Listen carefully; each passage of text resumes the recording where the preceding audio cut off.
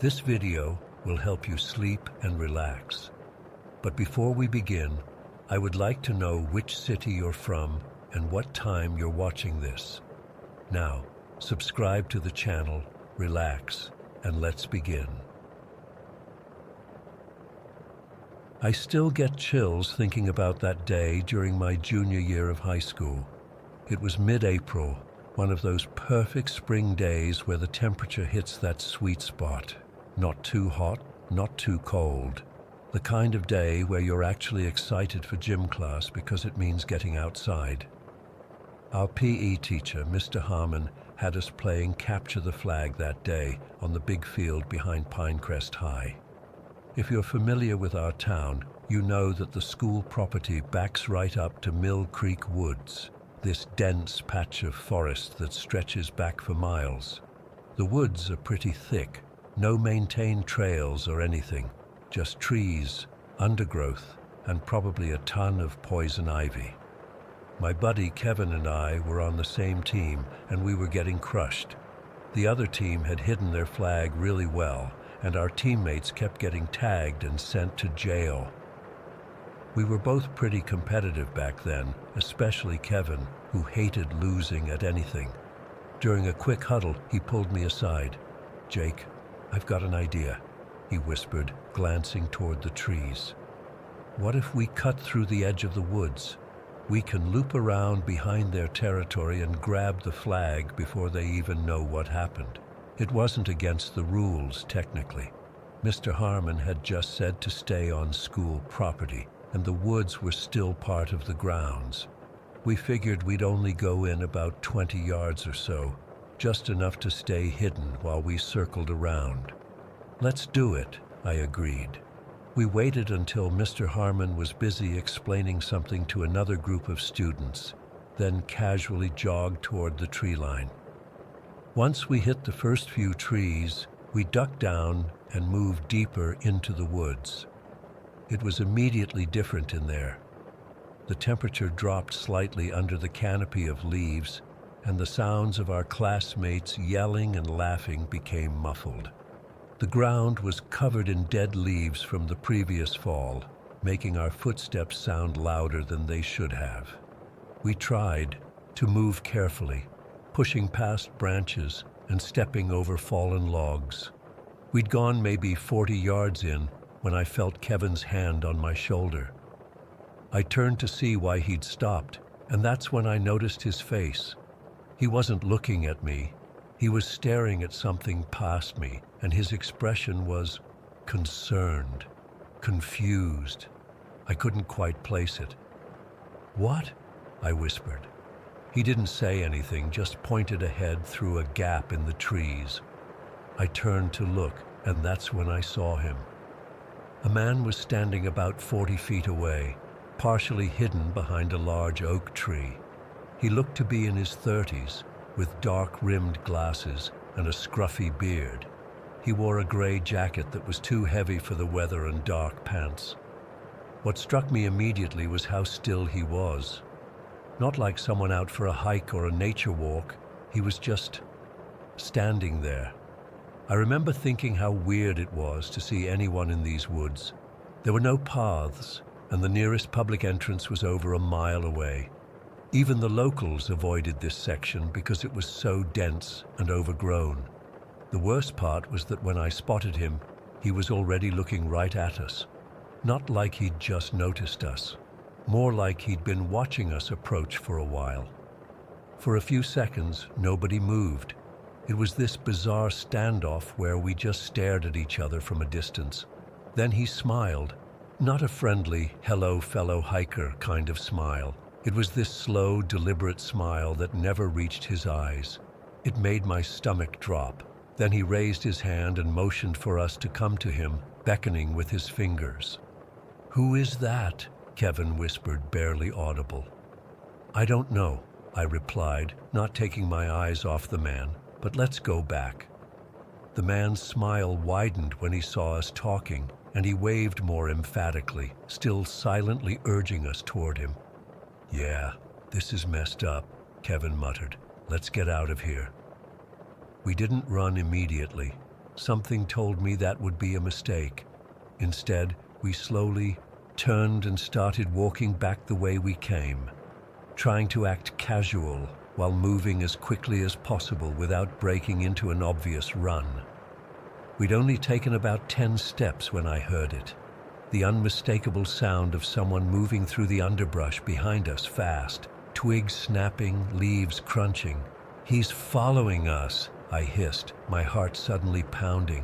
Kevin glanced back. "Shit, he's coming quick." That's when we abandoned any pretense of calm and started running. We crashed through the woods, branches whipping at our faces and arms as we sprinted back toward the field. The sounds behind us got louder, more urgent. I didn't look back. I was too afraid of what I might see, or that it would slow me down. The edge of the woods seemed so much farther away than when we'd entered. My lungs burned and my legs felt heavy, but the fear kept me moving. All I could think was that we needed to get back to where there were people, where it was safe. Finally, the trees thinned, and we burst out onto the field, still running. A few of our classmates turned to look at us with confusion. We must have been a sight, out of breath, probably with scratches on our arms and faces from the branches. Mr. Harmon blew his whistle.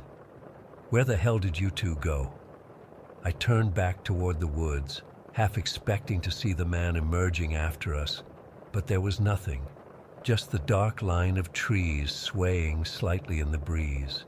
But I knew he was there, watching from just inside the tree line. "We thought we could," Kevin started, but couldn't finish because he was breathing so hard. "We tried to go around through the woods," I explained between gasps. "Bad idea, sorry." Mr. Harmon looked annoyed but didn't press it. "Well, you're both tagged now. Go to jail." We walked to the designated jail area and Kevin grabbed my arm. "Did you see him?" he whispered. "At the edge of the woods before we got out." I shook my head. No. Was he still there? Just for a second. He stopped, right at the tree line. He was just watching us. The rest of the class passed in a blur. I kept glancing toward the woods, wondering if the man was still there. I couldn't focus on the game at all. When we finally went back inside for our next period, I felt relieved to be in the building. But that wasn't the end of it.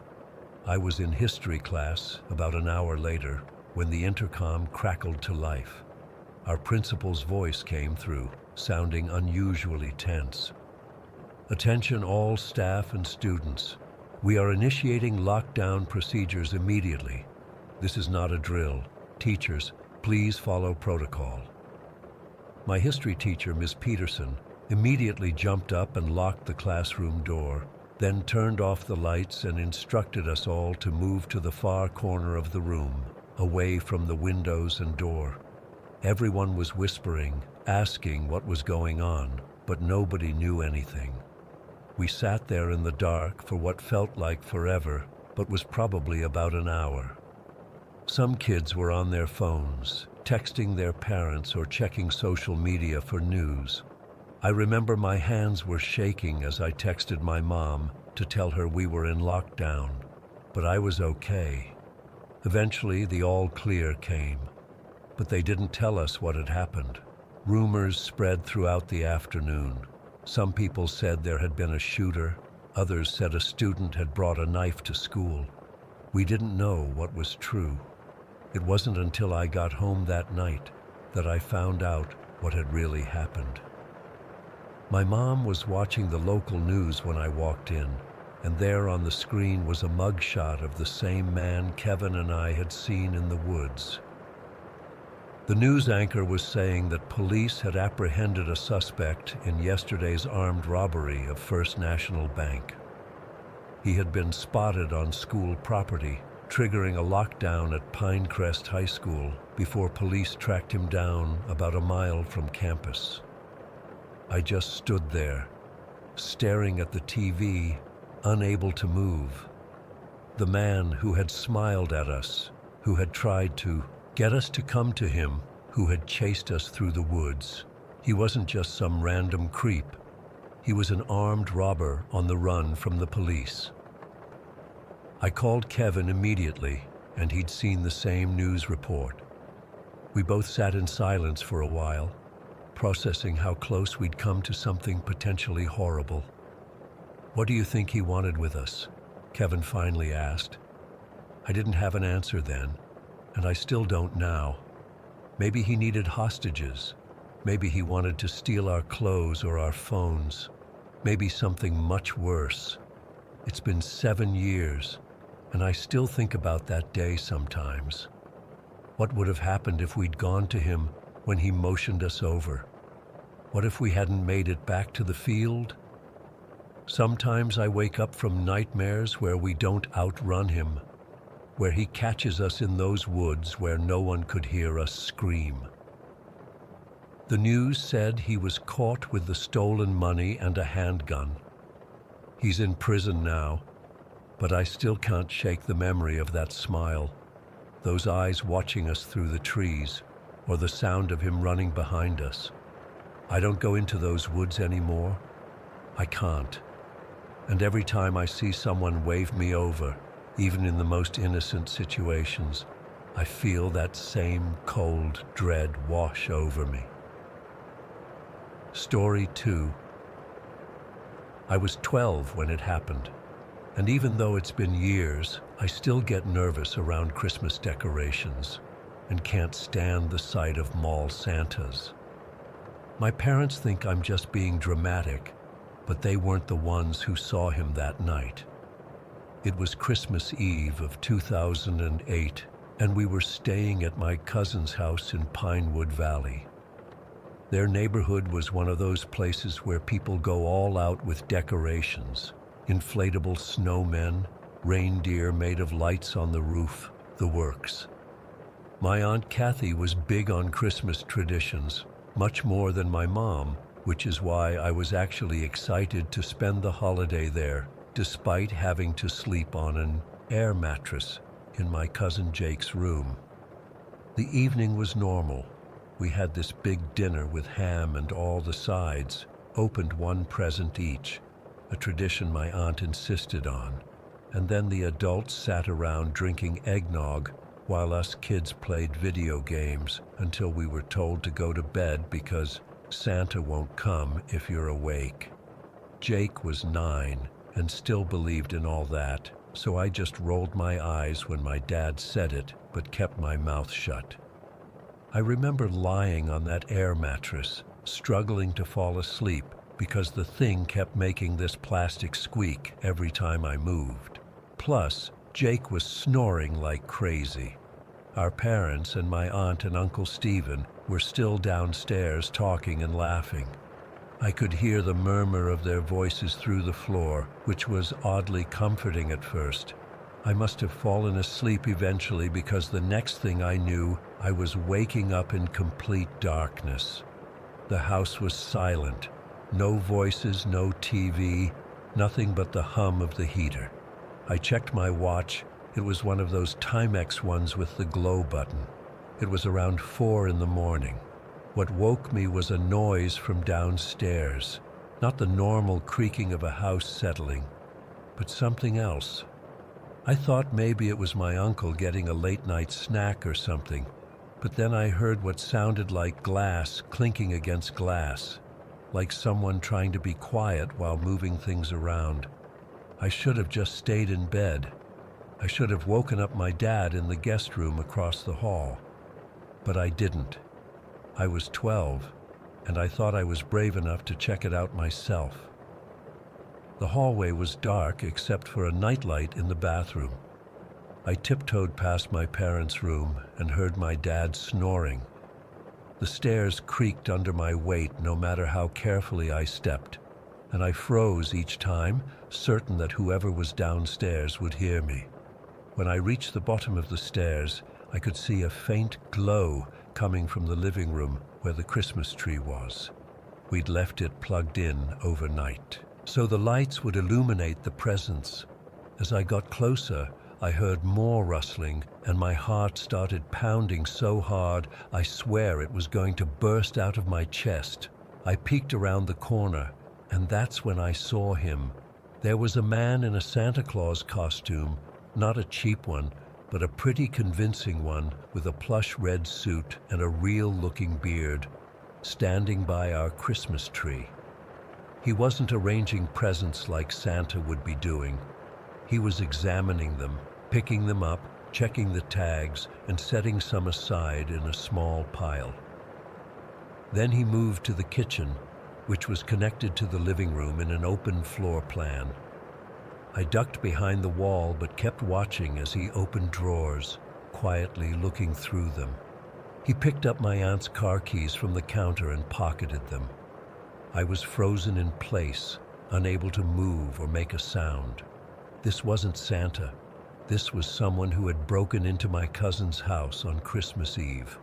When he turned in my direction, I finally snapped out of it and retreated up the stairs as quietly as I could. My legs felt like jelly, and I was breathing so hard I was afraid he'd hear me. I went straight to my parents' room and shook my dad awake. "Dad," I whispered urgently, "there's someone downstairs dressed like Santa Claus." My dad squinted at me in the darkness. "What are you talking about, Lucas?" "There's a man downstairs in a Santa costume. He's going through the presents and looking in the kitchen drawers." Dad sat up, rubbing his eyes. "You were probably dreaming, buddy." "No, Dad, I swear, I saw him. Please, you have to come look." I must have sounded desperate enough because he sighed and got out of bed, careful not to wake my mom. He grabbed his phone from the nightstand and followed me to the hallway. "Stay behind me," he whispered as we crept down the stairs. My heart was racing again as we reached the bottom. Dad flipped on the light switch, flooding the living room with brightness. There was nobody there. The presents under the tree looked untouched. Dad walked through the kitchen, checking everything. "See? Nothing," he said, yawning. "You had a vivid dream, Lucas. It happens." "But Dad, he was here. I saw him," I protested, looking around frantically. "He was right there by the tree, and then he went to the kitchen." Dad put his hand on my shoulder. "It's okay. Sometimes our minds play tricks on us, especially when we're sleeping in a different place. Come on, let's go back to bed." I knew what I'd seen, but Dad was so certain I'd dreamed it that I started to doubt myself. Maybe he was right.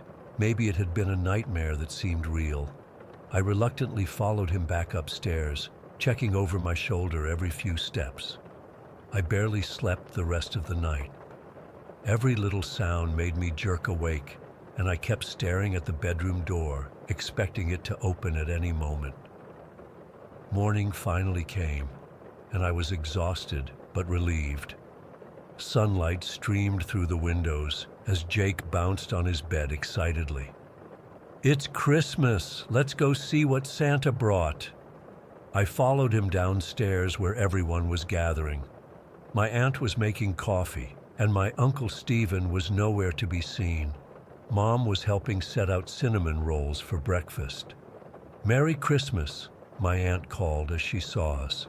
"Did you sleep well?" Before I could answer, Uncle Stephen came up from the basement, his face serious. He gestured for my dad to come over, and they spoke in hushed tones. I edged closer to hear what they were saying. "Window in the basement is broken," Uncle Stephen was saying. "Looks like someone forced it open from outside." A chill ran down my spine. I hadn't dreamed it. Someone had really been in the house. Dad looked at me, his expression changing from disbelief to concern. "Lucas said he saw someone downstairs last night dressed as Santa. I thought he was dreaming." "What?" My mom overheard and came over, her face pale. Uncle Stephen immediately checked the front and back doors, which were still locked. Then he went to where my aunt kept her purse and keys. "Kathy, "Your car keys are missing," he said, his voice tight with worry. My aunt checked her purse frantically. "They were on the counter last night when I went to bed." That's when everything erupted into chaos. Uncle Stephen called the police while my aunt herded us kids into the kitchen, away from the windows. Dad and Uncle Stephen checked the rest of the house to make sure the intruder wasn't still there. I felt vindicated but terrified at the same time. "I told you, Dad. I told you I saw someone." The police arrived within 20 minutes. 2 officers came inside while another stayed in the patrol car. They took statements from everyone, paying special attention to what I had seen. I described the Santa costume in detail, the quality of it, how the beard looked real, how he had been methodically going through the presents and drawers. One officer went down to examine the broken basement window, while the other looked at the Christmas tree and kitchen. There weren't any obvious fingerprints because the guy had been wearing gloves, part of the Santa costume. But they found footprints in the light dusting of snow under the basement window. We were all in the kitchen, the adults drinking coffee and trying to maintain some semblance of Christmas morning normalcy for Jake and me, when we heard it. A soft thud from above us, then another.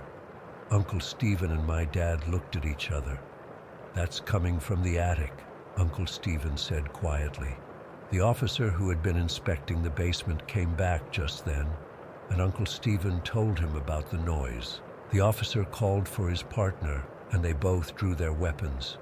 "Everyone outside now," the officer ordered. "Go to your neighbors and wait there." My aunt grabbed Jake, and my mom took my hand as we hurried out the front door. My dad and uncle wanted to stay and help, but the officers insisted they leave too. We ran across the street to the neighbor's house and called from their porch.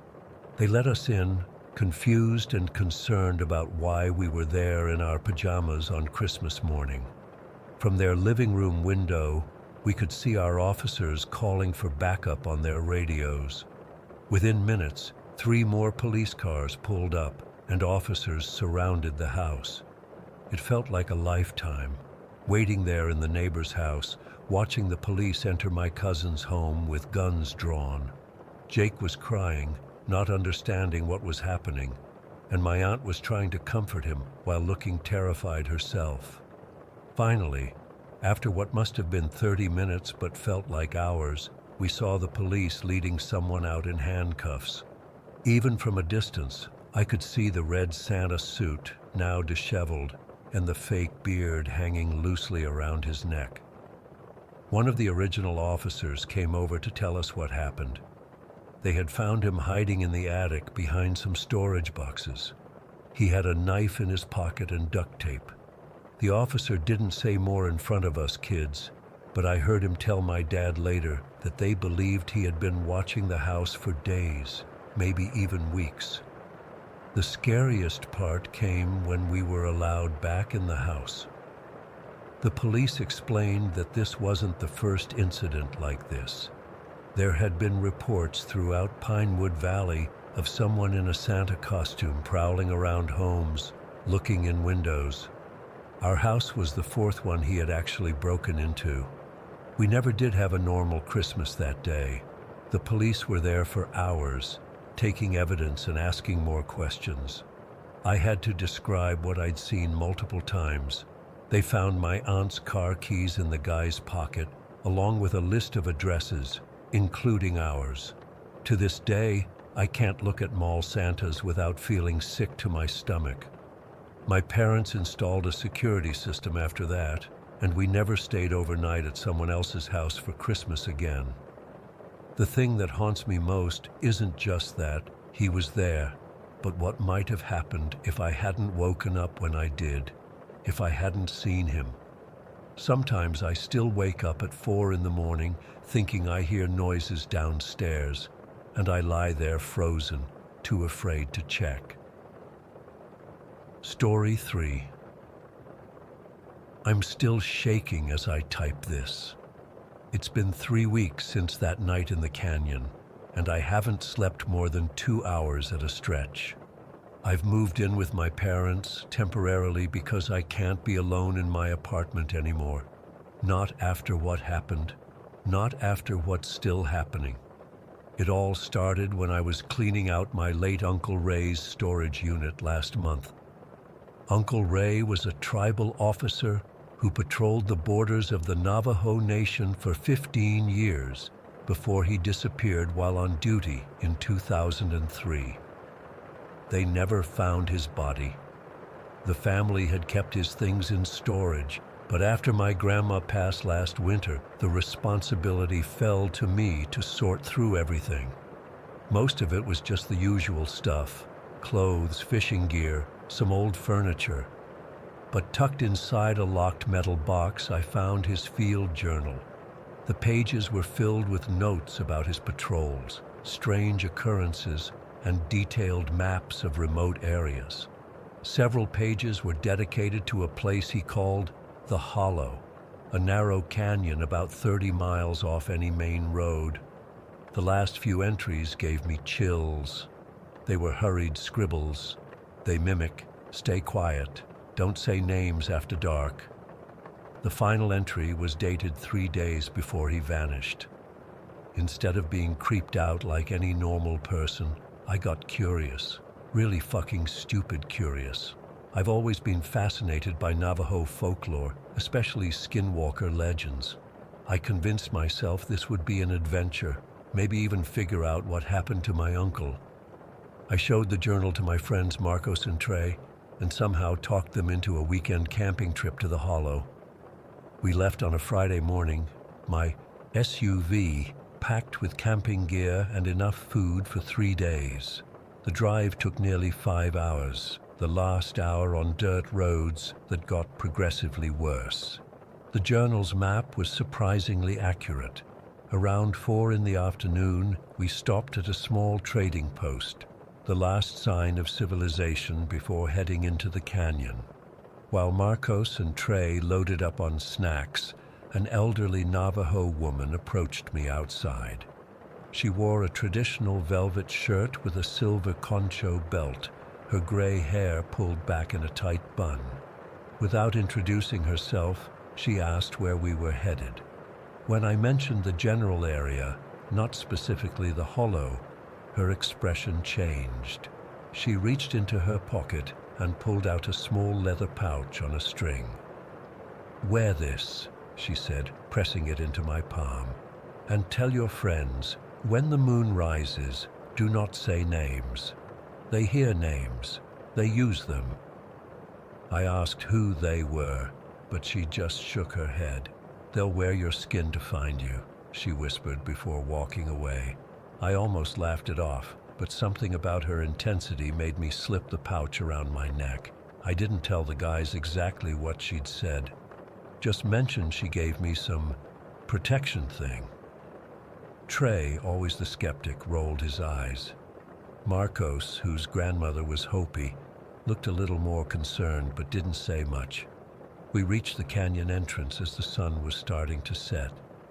The walls rose about 80 feet on either side, creating deep shadows even though daylight hadn't completely faded.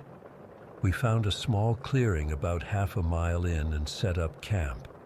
As darkness fell, we got a fire going and cracked open some beers. The place was eerily quiet, no insects, no wind. Just the occasional echo when one of us spoke too loudly.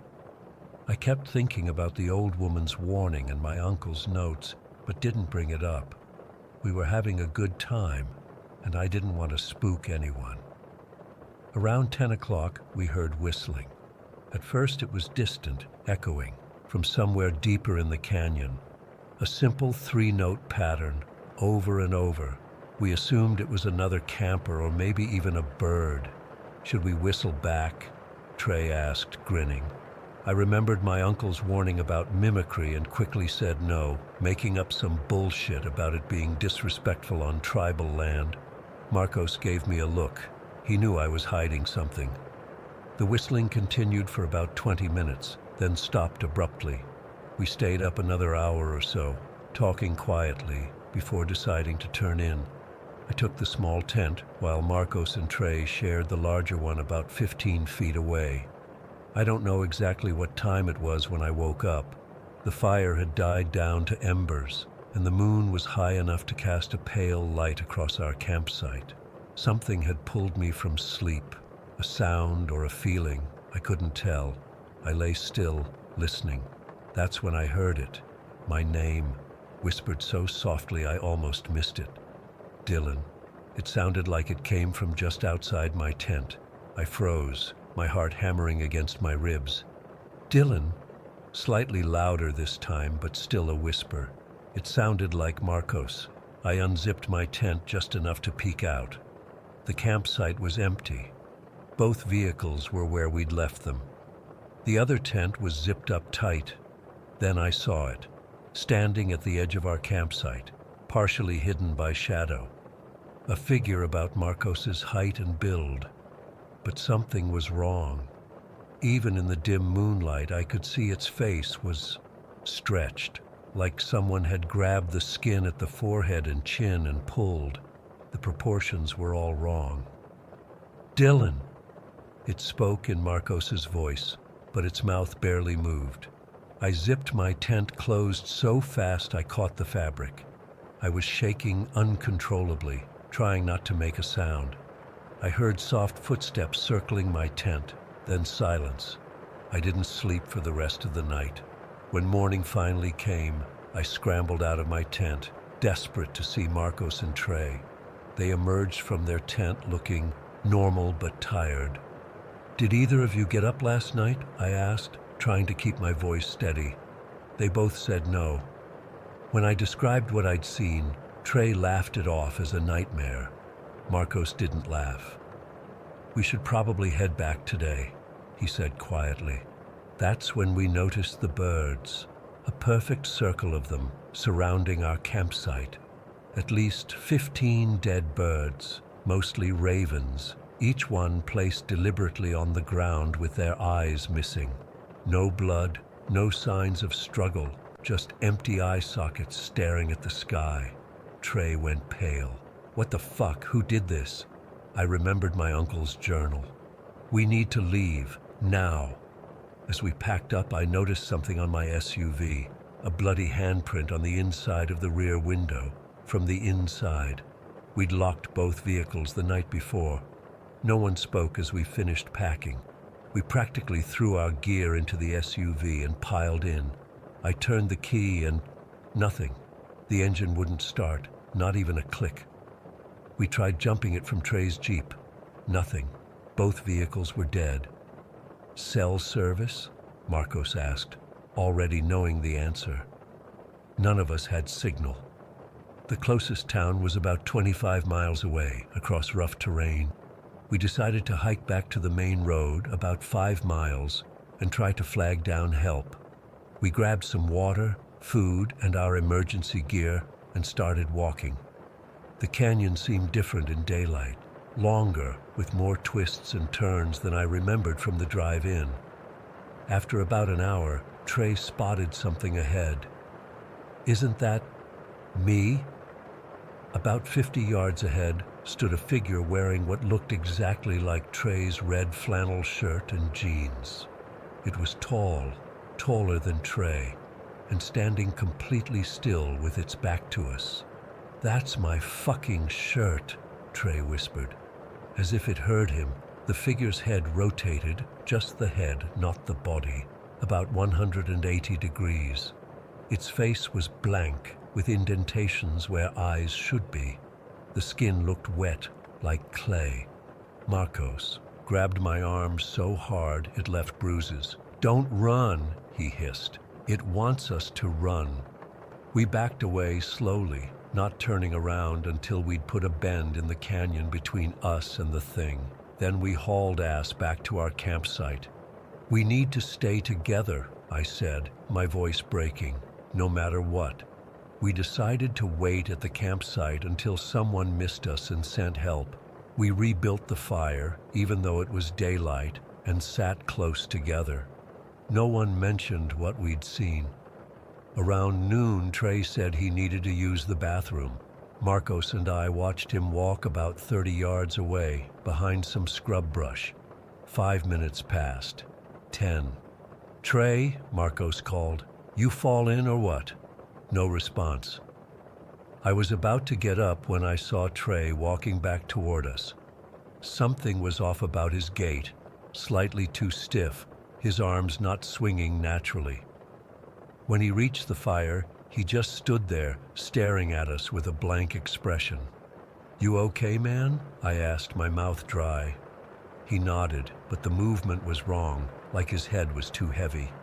Then he smiled, and I felt my blood turn to ice. The smile was too wide, stretching almost to his ears. "I'm fine, Dylan," he said, my name coming out wrong, like he was tasting it. Marcos stood up slowly. "Where's your backpack, Trey?" Trey, or whatever it was, looked confused. "Backpack? The one you were wearing when you left," I said, also standing now. It looked down at itself, then back at us. "I don't need it anymore." That's when I noticed its hands. 6 fingers, blackened nails. "You're not Trey," Marcos whispered. The thing's face changed. The skin seemed to loosen, like it was wearing a mask that was starting to slip. It reached up and pressed its fingers against its cheek, pushing the skin back into place.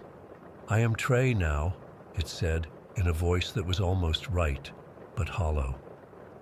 "I am wearing Trey." I couldn't move, couldn't breathe. The thing took a step toward us, and its shirt fell open. Its chest was split down the middle, opening like a grotesque mouth lined with small, jagged teeth. Trey's real face was visible inside, eyes wide with terror. Marcos screamed and grabbed my arm, pulling me toward the SUV. By some miracle, it started this time. We peeled out, tires spinning in the dirt, not looking back.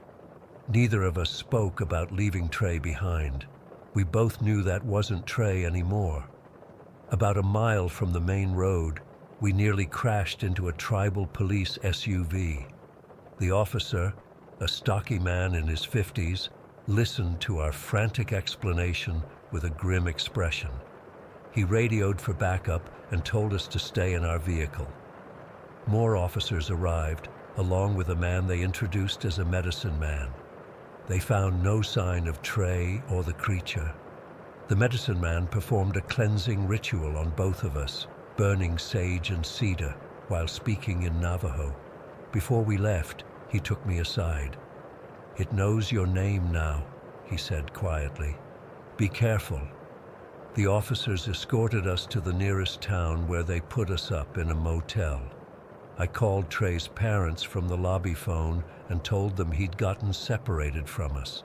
I couldn't tell them the truth. A search party was organized, but I knew they wouldn't find him. That night, I woke to find Marcus's bed empty. The bathroom door was open, the light on. In the mirror, scratched into the glass with something sharp, were the words, "You said my name." I haven't seen Marcos since. His car was still in the motel parking lot. His phone was on the bathroom counter. When the police checked it, they found a video recorded at 2:17 that morning. It shows something moving in the dark motel room, something with a pale, faceless head and stretched skin, leaning close to the camera and whispering my name. I went back home, hoping to put distance between myself and whatever was happening. But it followed me. Each night, I hear scratching at my door, whispering through the walls. "Let me wear you, Dylan," it says, in Marcos's voice. Sometimes Trey's, sometimes my uncle's. Last night I saw it, standing in my living room when I turned on the light, wearing Marcos's face like a poorly fitting mask. It smiled at me with that too wide mouth before the lights flickered and it was gone. I don't know what to do. I don't know how to stop it.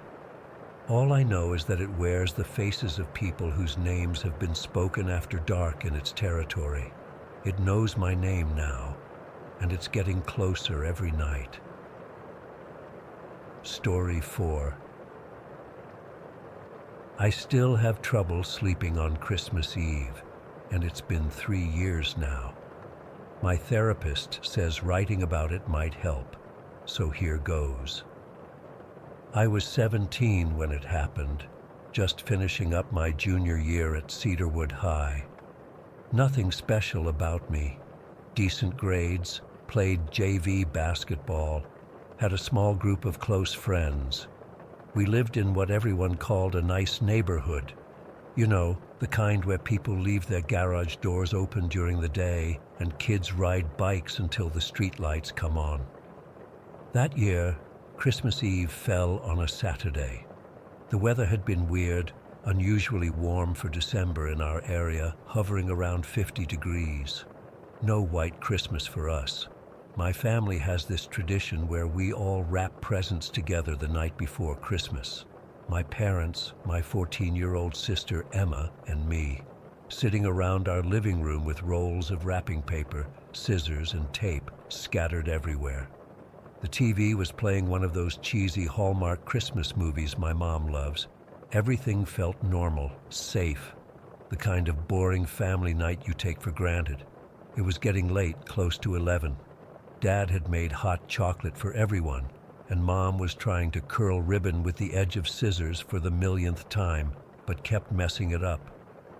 Emma was on her phone, barely participating, except to occasionally tape down a corner when Mom asked for help. I was finishing up wrapping a new pair of wireless earbuds for Emma when we heard it. 3 distinct knocks on our front door. We all sort of froze and looked at each other. Nobody visits at 11 p.m. on Christmas Eve. Nobody. Are we expecting anyone? My mom asked my dad, who shook his head. I'll check, I said, getting up from the floor, where I'd been sitting cross-legged with wrapping paper stuck to my sweater. Our entryway has a narrow window next to the front door. I approached quietly and peeked through the blinds. There was a man standing on our porch. The motion sensor light had clicked on so I could see him clearly. He was maybe in his 30s, wearing a dark jacket that was too light for winter, even with our mild weather. He had short dark hair and was just standing there, not moving to knock again, just staring straight ahead at our door. Something about him felt off. He wasn't dressed like a delivery person, and his posture was rigid, almost unnatural. No car was visible in our driveway. Who is it? My dad called from the living room. I don't know, I answered quietly, still watching. Some guy. I've never seen him before. My dad came over and looked through the window. Weird, he muttered. The man still hadn't moved or knocked again. Should we ask what he wants? I suggested. My dad hesitated. No, let's wait. If it's important, he'll knock again. We stood there for about a minute, but the man just kept staring at our door. Then, without warning, he turned and walked away, disappearing down our driveway toward the street.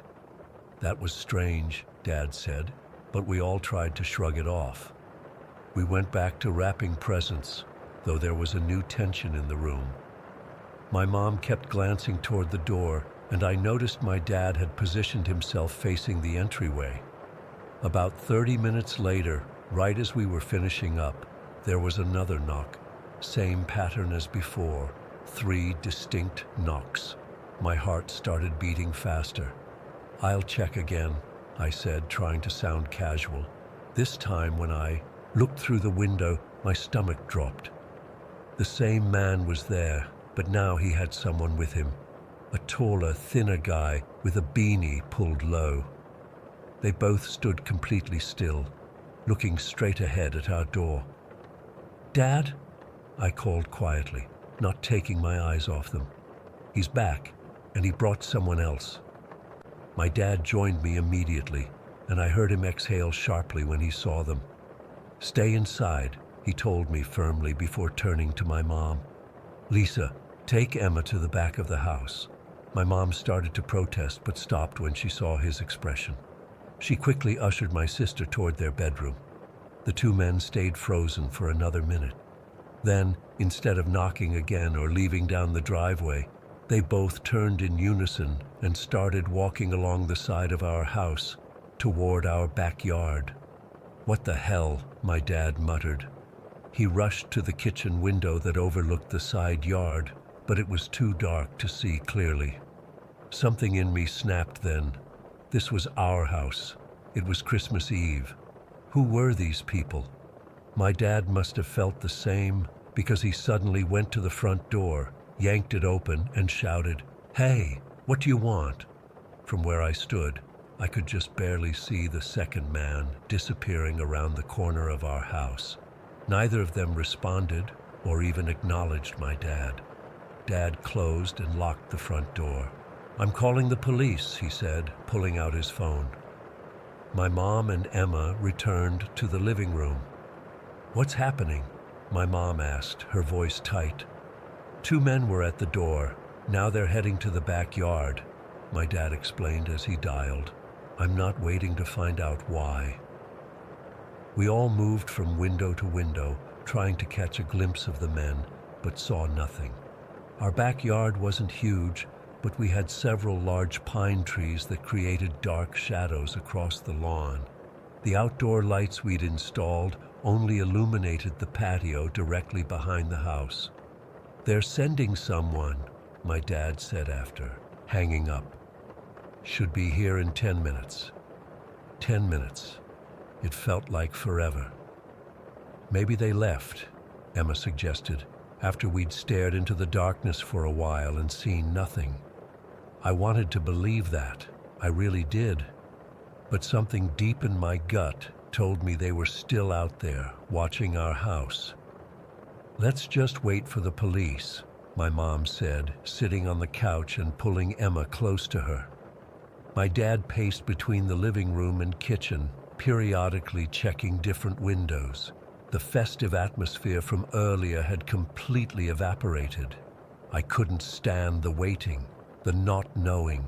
I kept thinking about those men standing so still, staring at our door, how they moved in sync, the way they ignored my dad's shout. After about 5 minutes of this, I made what was probably the dumbest decision of my life. "I'm going to check the backyard," I announced. "Absolutely not," my dad said immediately. "Dad, we can't see anything from in here. I'll just peek out the back door real quick. The motion lights will come on as soon as I open it, and we'll be able to see if they're still there."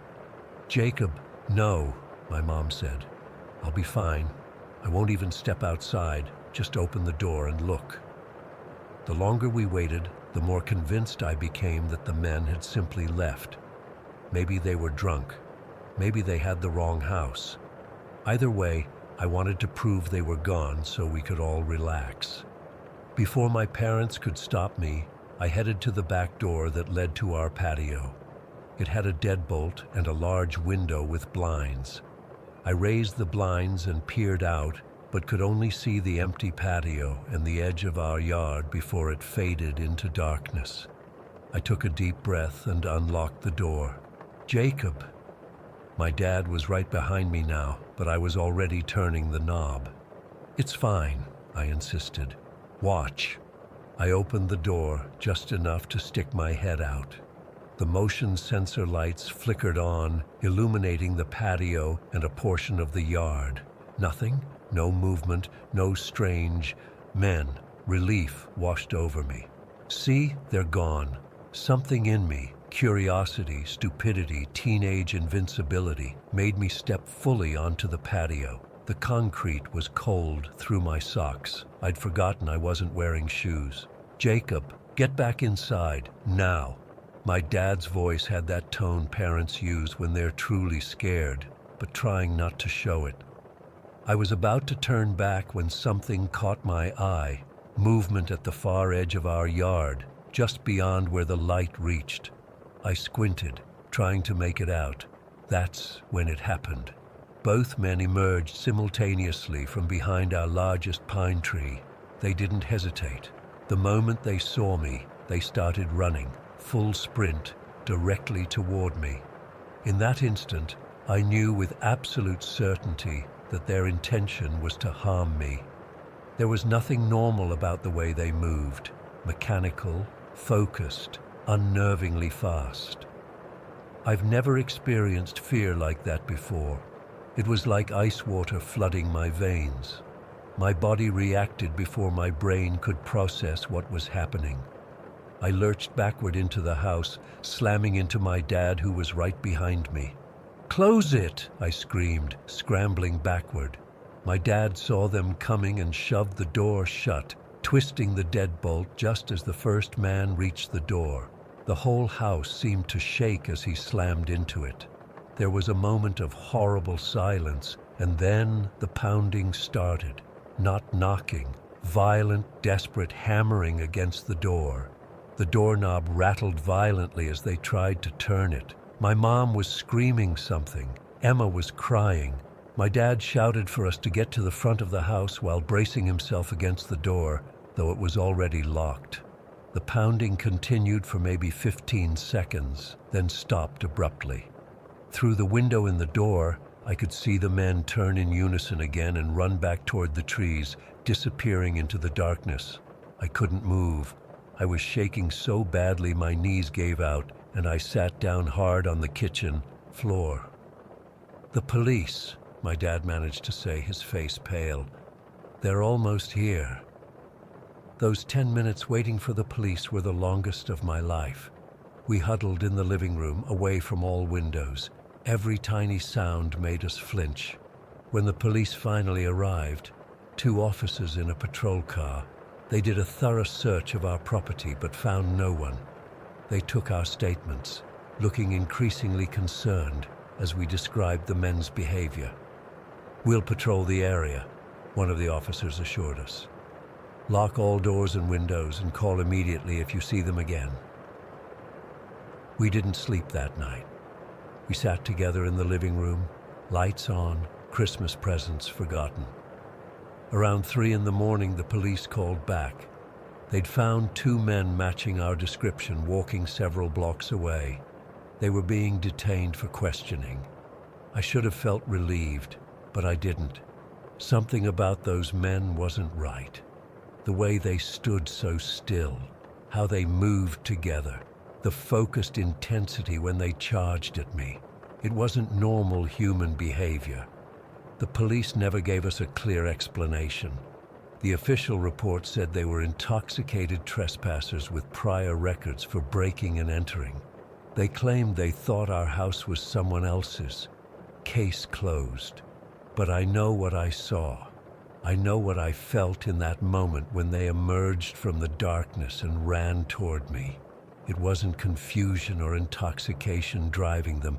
It was something else, something colder, more deliberate. We installed security cameras the next week. My parents never leave doors unlocked anymore. Emma sleeps with her light on most nights. And me, I still can't look out windows after dark.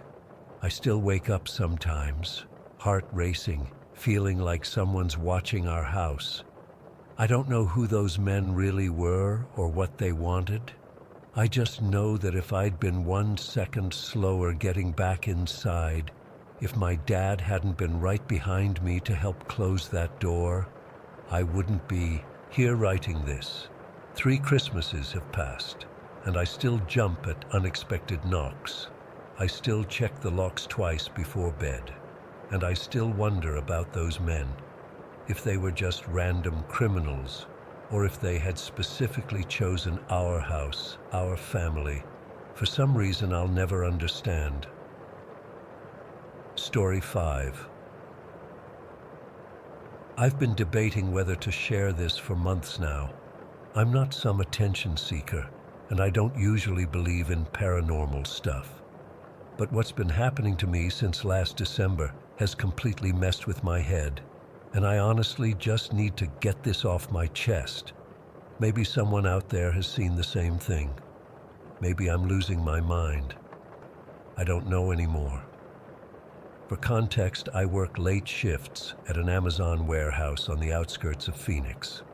The pay is decent, especially for night shifts, and I've always been a night owl anyway. My drive home usually takes about 30 minutes, mostly through suburban areas that get pretty deserted after midnight. After a while, you get used to the emptiness, the dim streetlights, the quiet neighborhoods, the occasional coyote. At least that's what I thought I saw that first night. It was around 3 in the morning, just a regular Tuesday in December. I was driving down Elliott Road where it gets dark and open with those empty fields on both sides. You know the stretch if you're from here, where the streetlights get further apart and the desert starts to reclaim the edges.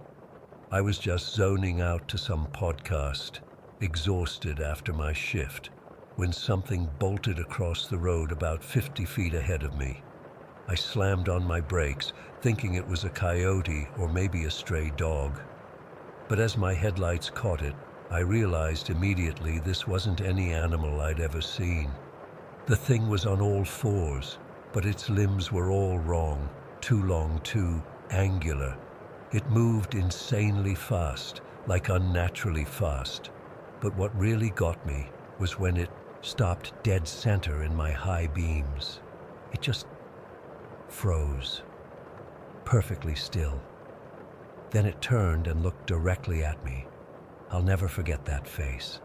Its body was this deep matte black that seemed to absorb the light around it, but its face was stark white. Not fur or anything, just this smooth white face with human-like features, but completely expressionless. No real eyes that I could see, just these dark recesses where eyes should be. No nose, just this blank white mask-like face staring directly at me. We locked eyes for maybe 3 seconds, though it felt like forever. Then it just disappeared into the darkness on the other side of the road. Not ran away, disappeared. Like it moved so fast my eyes couldn't track it. I sat there for a minute with my heart pounding before continuing home. I tried convincing myself it was just some weird desert animal, or maybe a trick of the light, or I was just too tired. But I knew what I saw. I didn't see it again for about 3 weeks. I'd almost convinced myself I'd imagined the whole thing. Then one night in January, my buddy Miguel came to pick me up after my shift because my car was in the shop. I directed him along my usual route home, and we were chatting about some game when I saw something in the trees to our right. "Dude, slow down," I said, and Miguel eased off the gas. "What is it?" he asked, but I was already staring at this dark shape crouched in a mesquite tree about 15 feet up. "That," I whispered, pointing. "Tell me you see that." The shape was perfectly still at first. Then it unfolded. There's no other way to describe it. Like a spider uncurling its legs. It clamped down the trunk head first with this weird, jerky motion. Way too fast for its size, which I now could see was roughly the size of a large man. It bounded across the road right in front of us on those same 2 long limbs.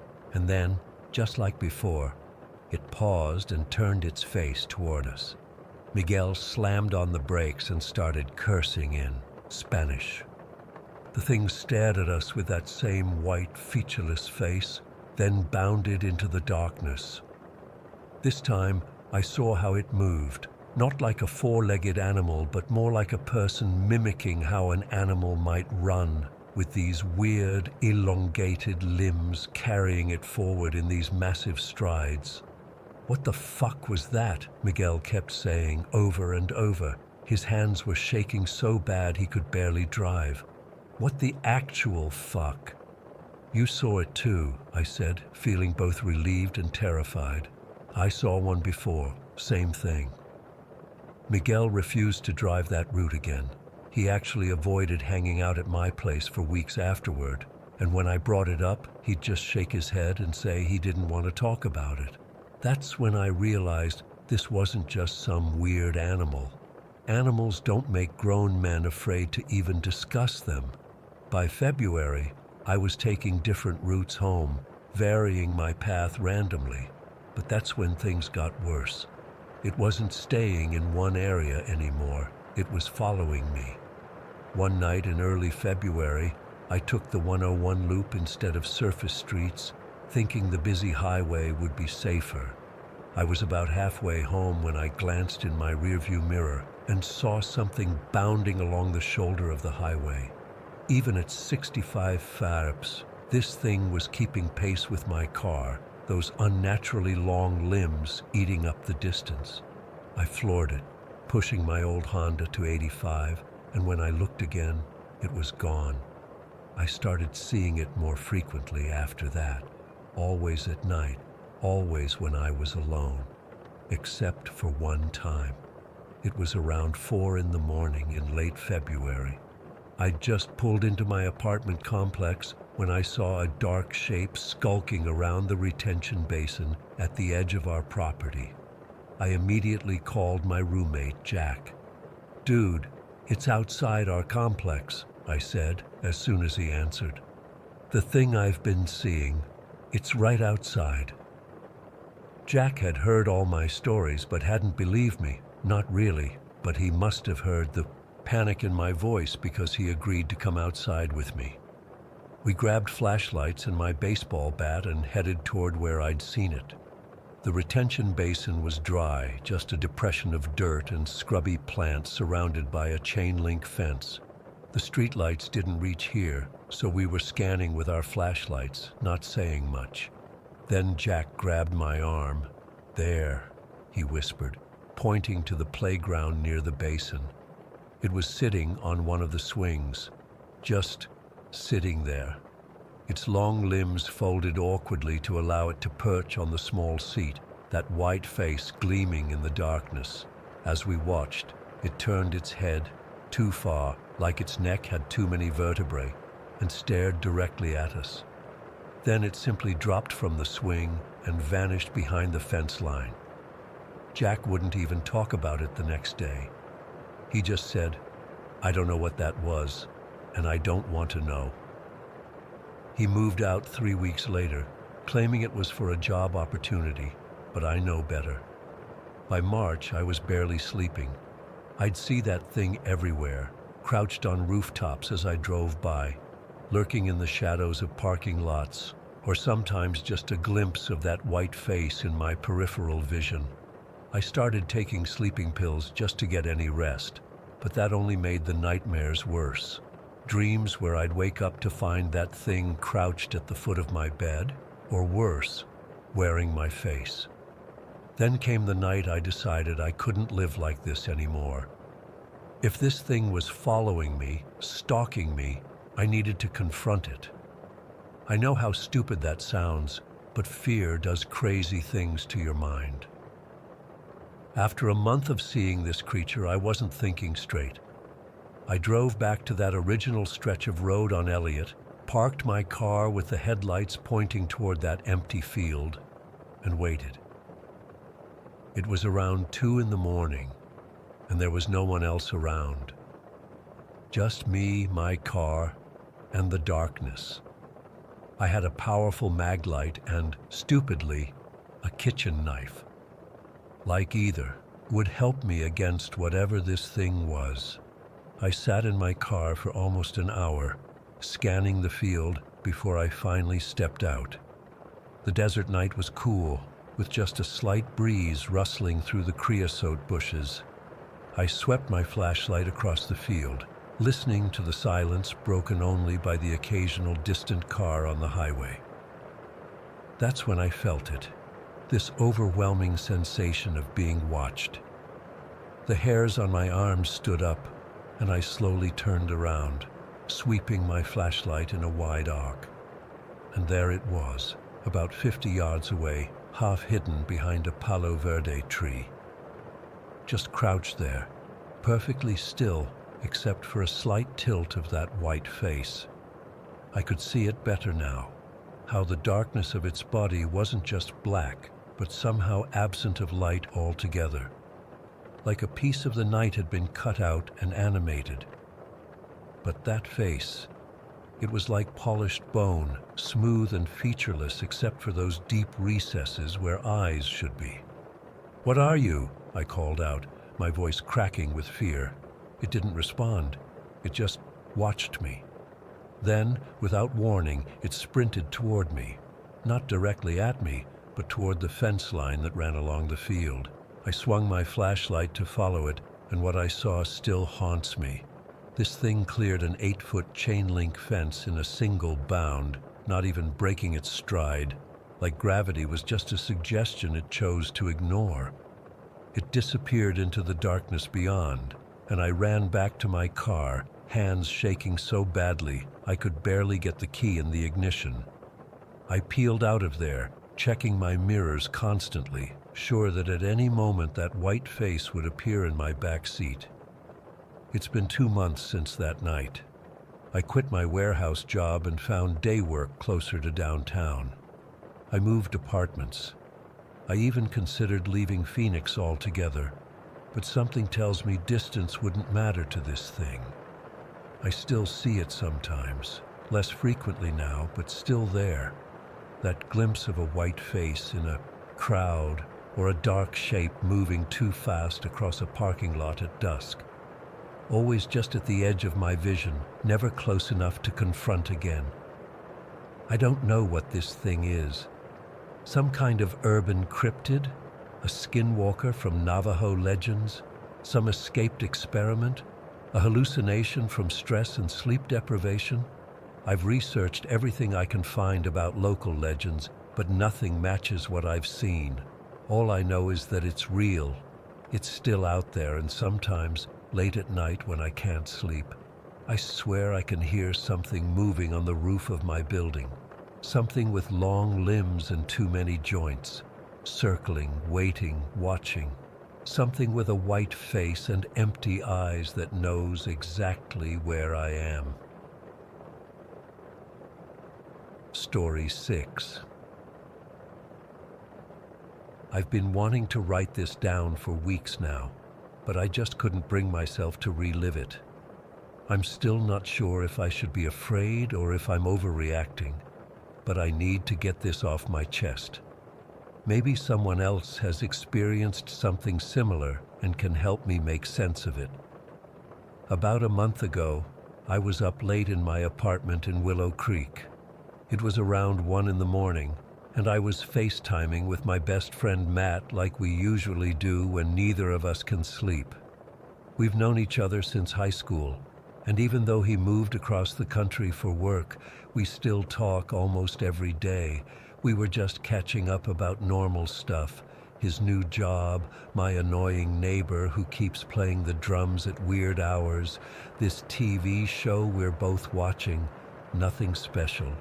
I was curled up on my couch in my pajamas, hair thrown up in a messy bun, probably looking like a disaster, but not caring because it was just Matt. My apartment was dark except for the glow of my phone and the small lamp in the corner of my living room. I remember it was raining that night, and I could hear it tapping against my windows. We'd been talking for maybe 2 hours when I got another FaceTime call. It showed up as unknown caller on my screen, cutting into my call with Matt. I remember feeling confused because who FaceTimes at 1 a.m, especially someone who's not even in my contacts? Hold on, I told Matt. I'm getting another call from an unknown number. That's weird, he said. Who is it? I don't know. Should I answer it? Matt, being the curious person he is, encouraged me to pick up. Maybe it's someone whose phone died and they're using a friend's phone to call you, he suggested. It could be important. I hesitated, but Matt had a point. What if it was an emergency? What if one of my friends or family members needed help? Okay, I'll call you right back, I told Matt before ending our call to answer the unknown one. As soon as I accepted the call, I felt a chill run through my entire body. The screen showed a man I'd never seen before. He was holding the phone so close to his face that all I could really see were his eyes, wide, unnaturally wide, like he was forcing them open. The whites of his eyes seemed to glow in the dark room he was in. His face was mostly shadowed, but I could make out enough to know I definitely didn't recognize him. "Hello?" I said, trying to keep my voice steady. "Who is this?" He didn't answer right away. He just stared at me through the screen, breathing heavily. I could hear each inhale and exhale, and it made my skin crawl. Then, in this strange, half-whispered voice, he said, "Emma." Just my name, nothing else. Just Emma, like he was testing it out. My heart started pounding. "How do you know my name?" I asked. "Who are you?" He ignored my question completely. Instead, he started talking in this rambling, almost sing-song way, his voice still barely above a whisper. "Emma Reynolds," he said. "You need to watch your back, Emma. I'm coming for you. I've been watching. I know when you're alone." I could barely understand everything he was saying because he was speaking so quietly and erratically, jumping from one thought to another. Some of what he said was complete nonsense, like he was having a conversation with someone else at the same time. But the parts I could understand made my blood run cold. "Who is this?" I demanded again, my voice shaking now. "How did you get my number?" He just kept staring with those wide, unblinking eyes. His face was so close to the camera that I couldn't even see his whole face, just those eyes and part of his nose and mouth. His lips looked dry and cracked. I remember noticing that detail for some reason. "You left the kitchen light on last night," he whispered. "You should be more careful about electricity. And you ordered Chinese food on Tuesday. I could smell it from outside. My hands were trembling so badly I almost dropped my phone. How could he possibly know these things? I had ordered Chinese on Tuesday, and I do often forget to turn off my kitchen light." "I'm hanging up now," I said, trying to sound firm but hearing the fear in my own voice. "Don't call me again, or I'm calling the police." He didn't respond to my threat. He just kept whispering things that made no sense, mixed with details about my life that he shouldn't have known. I finally worked up the courage to end the call and immediately called Matt back with shaking fingers. "Matt," I practically yelled when he answered. "Some creepy guy just called me and knew my name and has been watching me." "Whoa, slow down," Matt said. "What happened?" I explained everything, the man's disturbing appearance, the things he said, how he seemed to know details about my daily life. Matt tried to calm me down, suggesting maybe it was someone playing a prank, or perhaps someone I knew but didn't recognize in the dark. "Did you recognize his voice at all?" Matt asked. I thought about it. No, definitely not. And he was speaking in this weird whisper the whole time. I've never heard anyone talk like that. "Maybe you should call the police," Matt suggested. I considered it, but what would I tell them? That a strange man FaceTimed me? That he knew I ordered Chinese food? It didn't seem like enough to file a report. Plus, I wasn't even sure what exactly had happened. Maybe it was just a cruel prank. We talked for about 5 more minutes, with Matt trying to reassure me and me growing increasingly paranoid about every little sound in my apartment. Then my phone started ringing again, another FaceTime call from an unknown number. "He's calling back," I told Matt, my voice barely audible. "Answer it," Matt said firmly. "Put him on speaker. I want to hear this guy." I hesitated, but having Matt there, even just on the phone, gave me courage. I told Matt I'd call him right back, then answered the unknown call. It was him again. Same unnaturally wide eyes, same too close to the camera angle, same shadowy room. "Why are you calling me?" I demanded immediately, trying to sound braver than I felt. "How did you get my number?" He continued his disturbing rambling, ignoring my questions completely. "Emma's all alone in her little apartment. Emma thinks she's safe behind locked doors. Emma should check her windows. Sometimes windows aren't locked properly. My heart was hammering so hard I could feel it in my throat. I got up and started checking all my windows while keeping the phone in my hand. They were all locked, thank God, but his words had me terrified. Was he nearby? Was he watching me right now? "I'm going to block your number," I said, interrupting his whispered monologue. "And if you call me again from another number, I'm calling the police." That's when things got even weirder. He suddenly stopped talking mid-sentence, just stopped and stared. His eyes somehow seemed to get even wider, and he didn't blink or move or speak. It was like looking at a photograph, except I could still hear his breathing. The silence stretched on for what felt like minutes, but was probably only seconds. I couldn't take it anymore. "I'm blocking you," I said, and hung up. I immediately called Matt back and told him what happened while I blocked the unknown number. He stayed on the phone with me for hours that night until the sun came up. I couldn't sleep.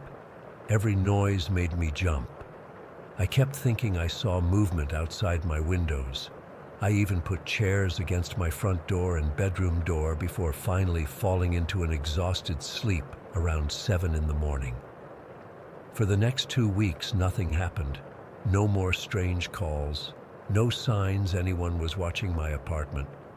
I started to think maybe it had been a random prank after all, or maybe the guy had called the wrong Emma. I still felt uneasy, especially at night, but the immediate fear had faded. Then, exactly 16 days after the first call, it happened again. I was getting ready for bed, around midnight. My phone rang with a FaceTime call from another unknown number.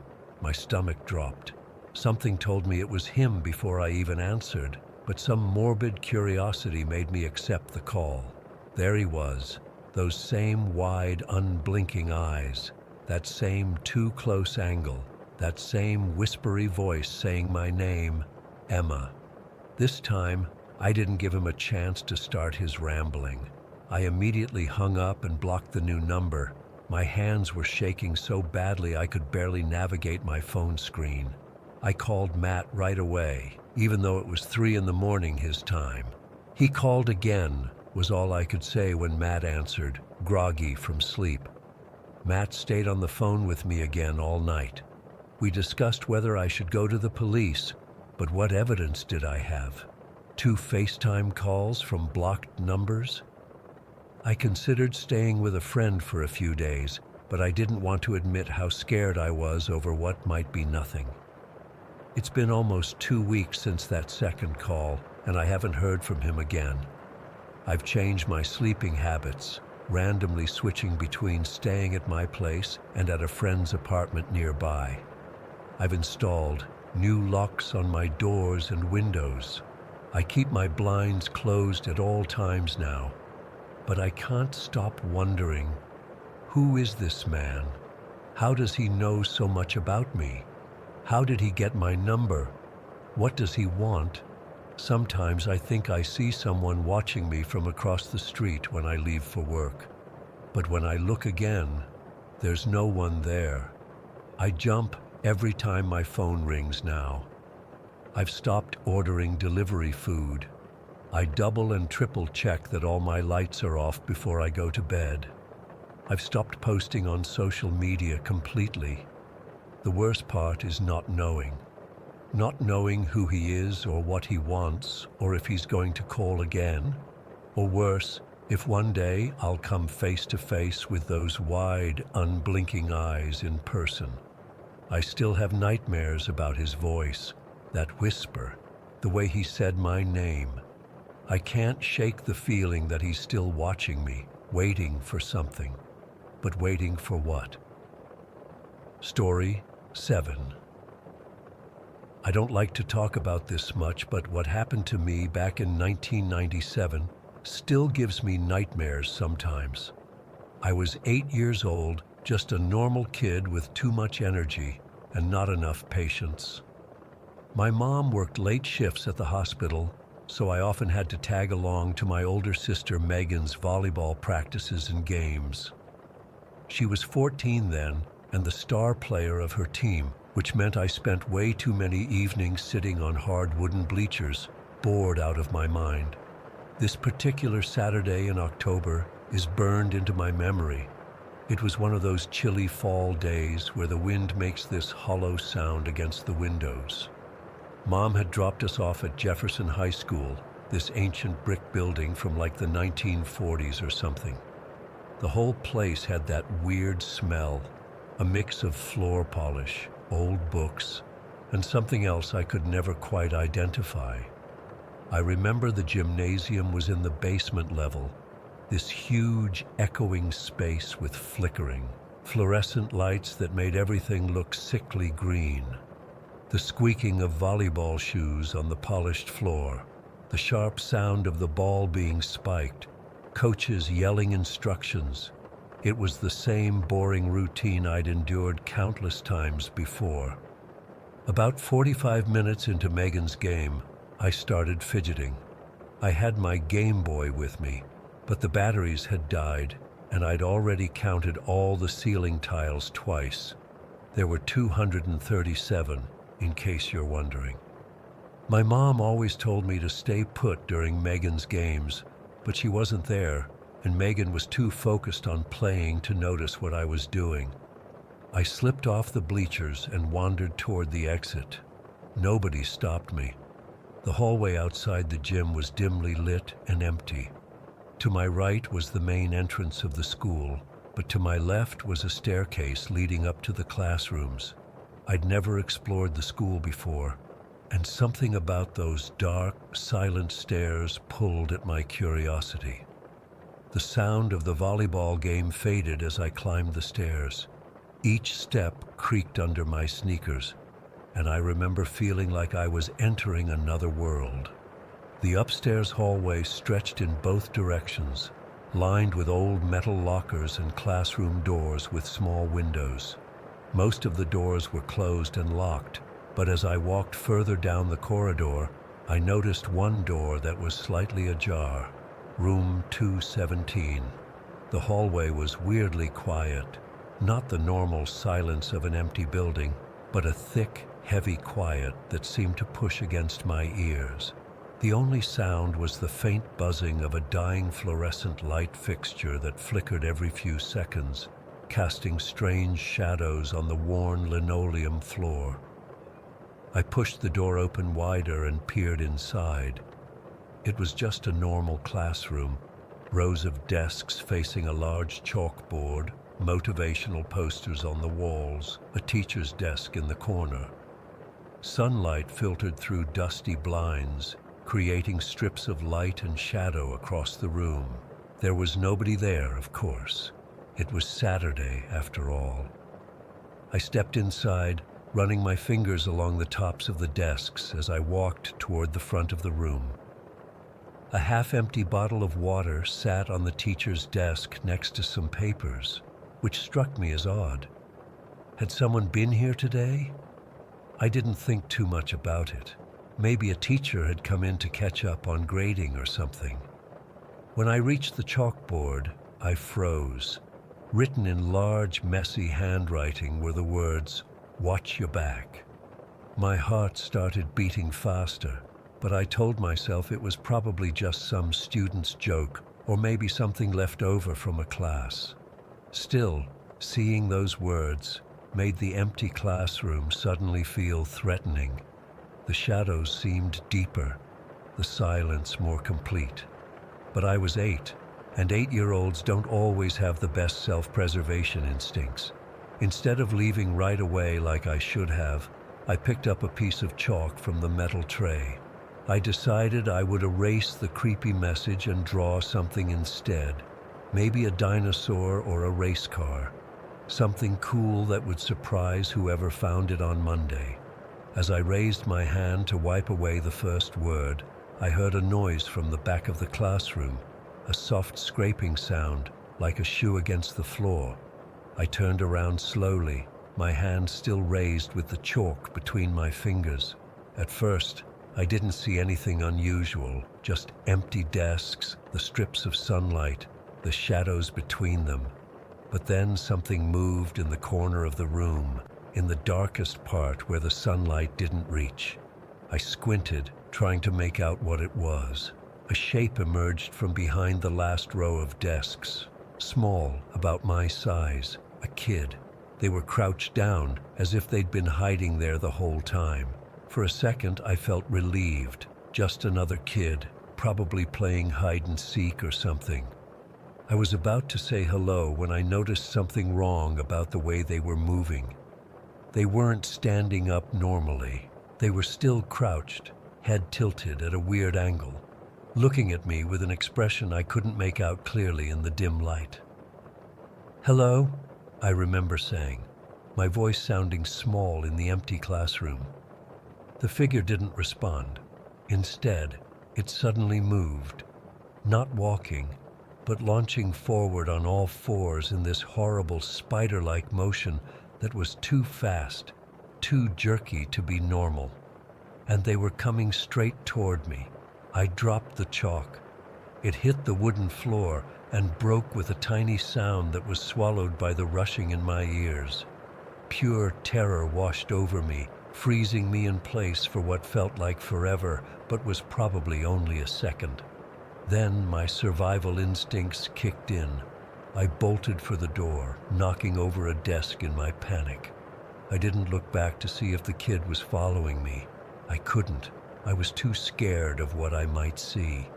I burst into the hallway and ran as fast as I could toward the stairs, my sneakers slapping against the linoleum. The sound echoed off the walls, mixing with my ragged breathing and pounding heart. That hallway seemed to stretch forever, getting longer with each desperate step.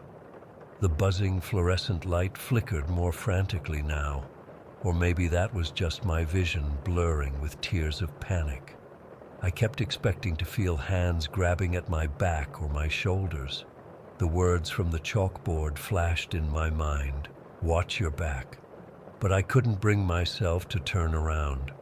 I was convinced that whatever was chasing me, it wasn't a normal kid. No normal kid moved like that or hid in an empty classroom on a Saturday. I took the stairs 3 at a time, nearly falling twice. My ankle twisted painfully on the last few steps, but adrenaline kept me going. I didn't stop running until I reached the gymnasium doors. I burst back into the gym, the bright lights and noise hitting me like a wall after the eerie silence upstairs. My sister's game was still going on. Nobody had noticed I was gone. I collapsed onto the nearest bleacher, lungs burning, sides aching, heart threatening to explode from my chest. An older woman sitting nearby looked at me with concern and asked if I was okay. I nodded automatically, unable to speak, unable to process what had just happened. I kept glancing at the gym doors, terrified that the thing from the classroom would follow me down. But nothing came through those doors. The game continued. Life went on as if nothing had happened. When I finally caught my breath, I tried to make sense of what I'd seen. Maybe it was just another kid playing a prank, but deep down, I knew it wasn't right. The way they moved, the stillness of the room before that, the message on the board, it all felt wrong in a way my 8-year-old mind couldn't fully articulate. Megan's team won their game. She was ecstatic, high-fiving her teammates and accepting congratulations from the coach. When she finally came over to me, sweaty and grinning, she asked why I looked so pale. I couldn't tell her. I couldn't tell anyone. Who would believe that there was something not quite right hiding in a classroom upstairs? They'd think I was making it up for attention or that I'd scared myself with an overactive imagination. On the ride home, Mom noticed I was quieter than usual. She asked if I was feeling sick. I just shook my head and stared out the window at the darkening sky. That night, I had the first of many nightmares. Dreams where I was back in that classroom, but this time I couldn't reach the door before the thing caught up to me. The following Saturday, Mom suggested I bring some comics to Megan's game to keep myself entertained. She thought I was just bored the week before. I nodded and packed a whole backpack full of stuff to do, but I didn't need any of it. I sat still as a statue through the entire game, my eyes never leaving the court, never wandering toward the exit. I never explored that school again. Something changed in me after that day. I became hyper-aware of empty spaces, of slightly open doors, of shadows that seemed a little too deep. For months afterward, I couldn't be alone in a room with the door closed.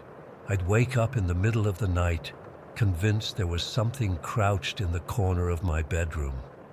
My parents thought I was going through a phase, fear of the dark, typical kid stuff. They bought me a nightlight, checked under my bed each night, left my door cracked open. They were patient, but they didn't understand. Years passed. I grew up. The immediacy of the fear faded, but the memory remained crystal clear. As a teenager, I tried to rationalize what had happened. Maybe it was just another kid playing a cruel prank. Maybe it was a homeless person who'd found shelter in the school and was startled by my presence. Maybe it was nothing but shadows and an overactive imagination. But even now, 26 years later, I can't shake the feeling that what I encountered wasn't entirely human. There was something fundamentally wrong about the way it moved, the way it stayed hidden until I started to erase that warning message. I've never gone back to Jefferson High School. I heard they renovated it about 10 years ago, gutting many of the old classrooms.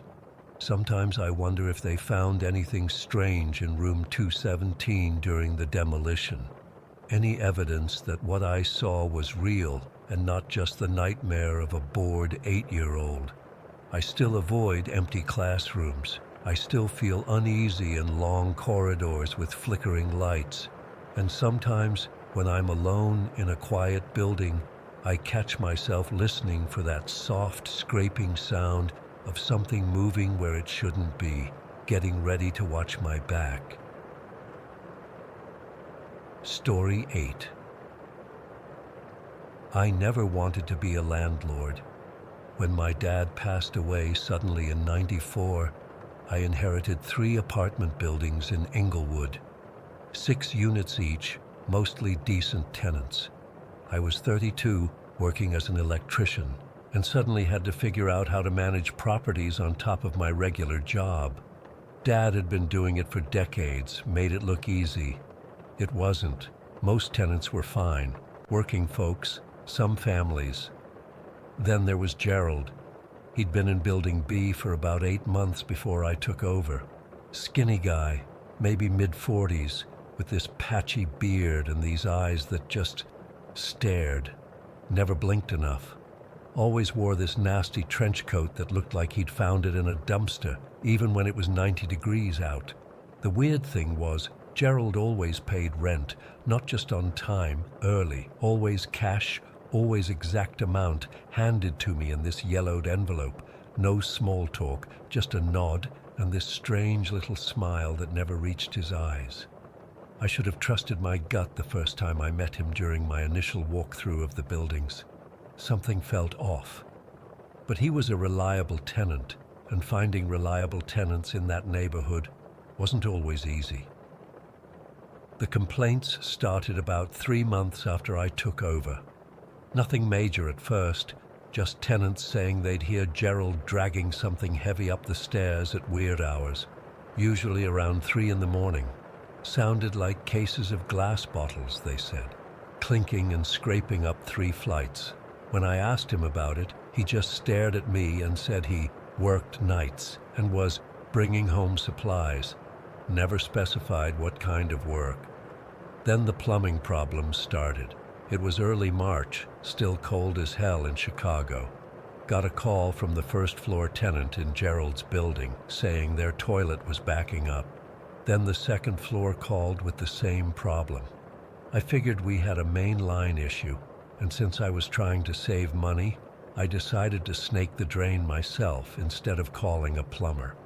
The basement in that building was typical Chicago. Low ceilings, concrete floor, always damp. I found the clean-out access and opened it up, expecting the usual nasty stuff you find in sewer lines. Started feeding the snake in and immediately hit something. When I pulled it back up, there was something caught in the coil that I'd never seen before in 15 years of dealing with plumbing issues. It looked like a huge, shell-less snail, a lump of gray-green flesh, slimy and about the size of my fist.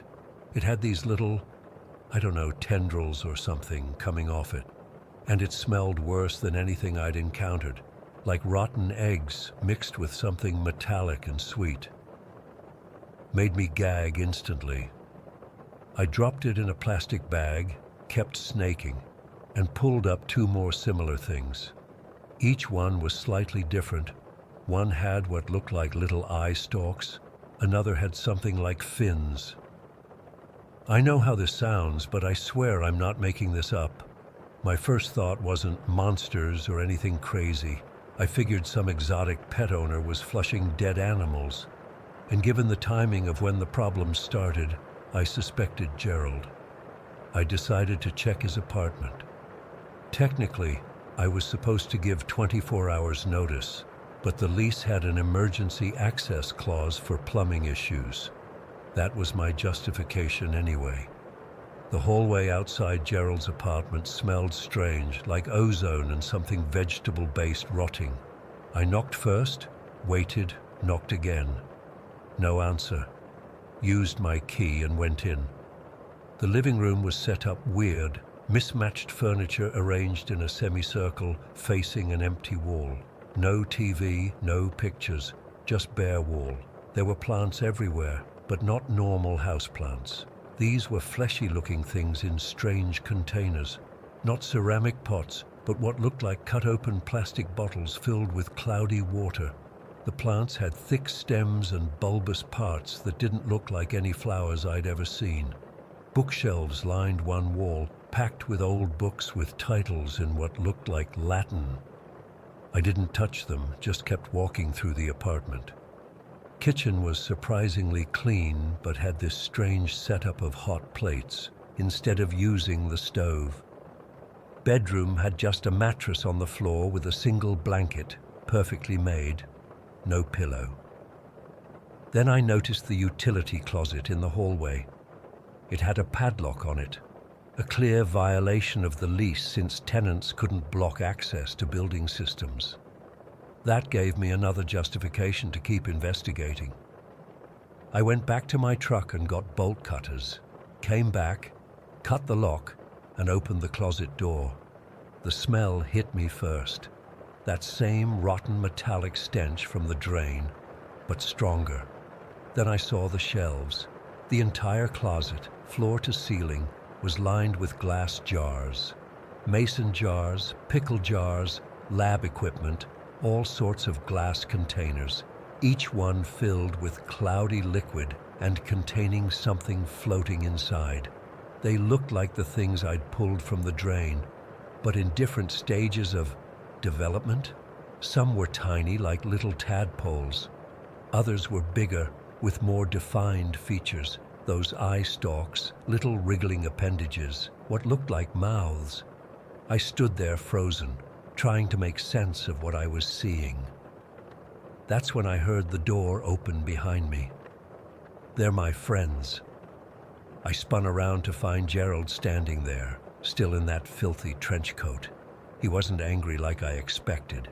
He was smiling that weird smile, eyes fixed on me without blinking. "What the hell is all this?" I managed to ask, gesturing at the jars. "I breed them," he said simply, like he was talking about goldfish. "They need the pipes sometimes, to travel, to feed." I felt sick. You can't flush things down the toilet. You've caused thousands in plumbing damage. He tilted his head, still smiling. They don't go down, they come up. That's when I noticed he was holding something in his hand. A jar, smaller than the others, with something dark moving inside it. "You need to clear all this out," I said, trying to sound authoritative despite my rising panic. "This is a lease violation. You can't block the utility closet, and you can't have whatever these are." "They need to be here," Gerald said, his voice suddenly harder. "The building feeds them, the pipes, the walls. They're part of it now." I backed toward the door. "I'm giving you notice. 30 days to vacate."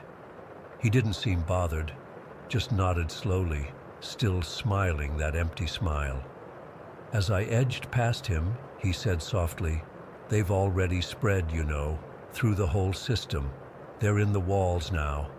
I got out of there, immediately called my cousin Mike, who was a cop. Described what I found, asked what I should do. He said it sounded like Gerald was growing some kind of illegal fungi or cultivating weird pets, but without knowing exactly what they were, there wasn't much police could do. He advised me to go the legal route, evict Gerald for lease violations. The next day, I typed up a 30-day eviction notice and delivered it to Gerald's door.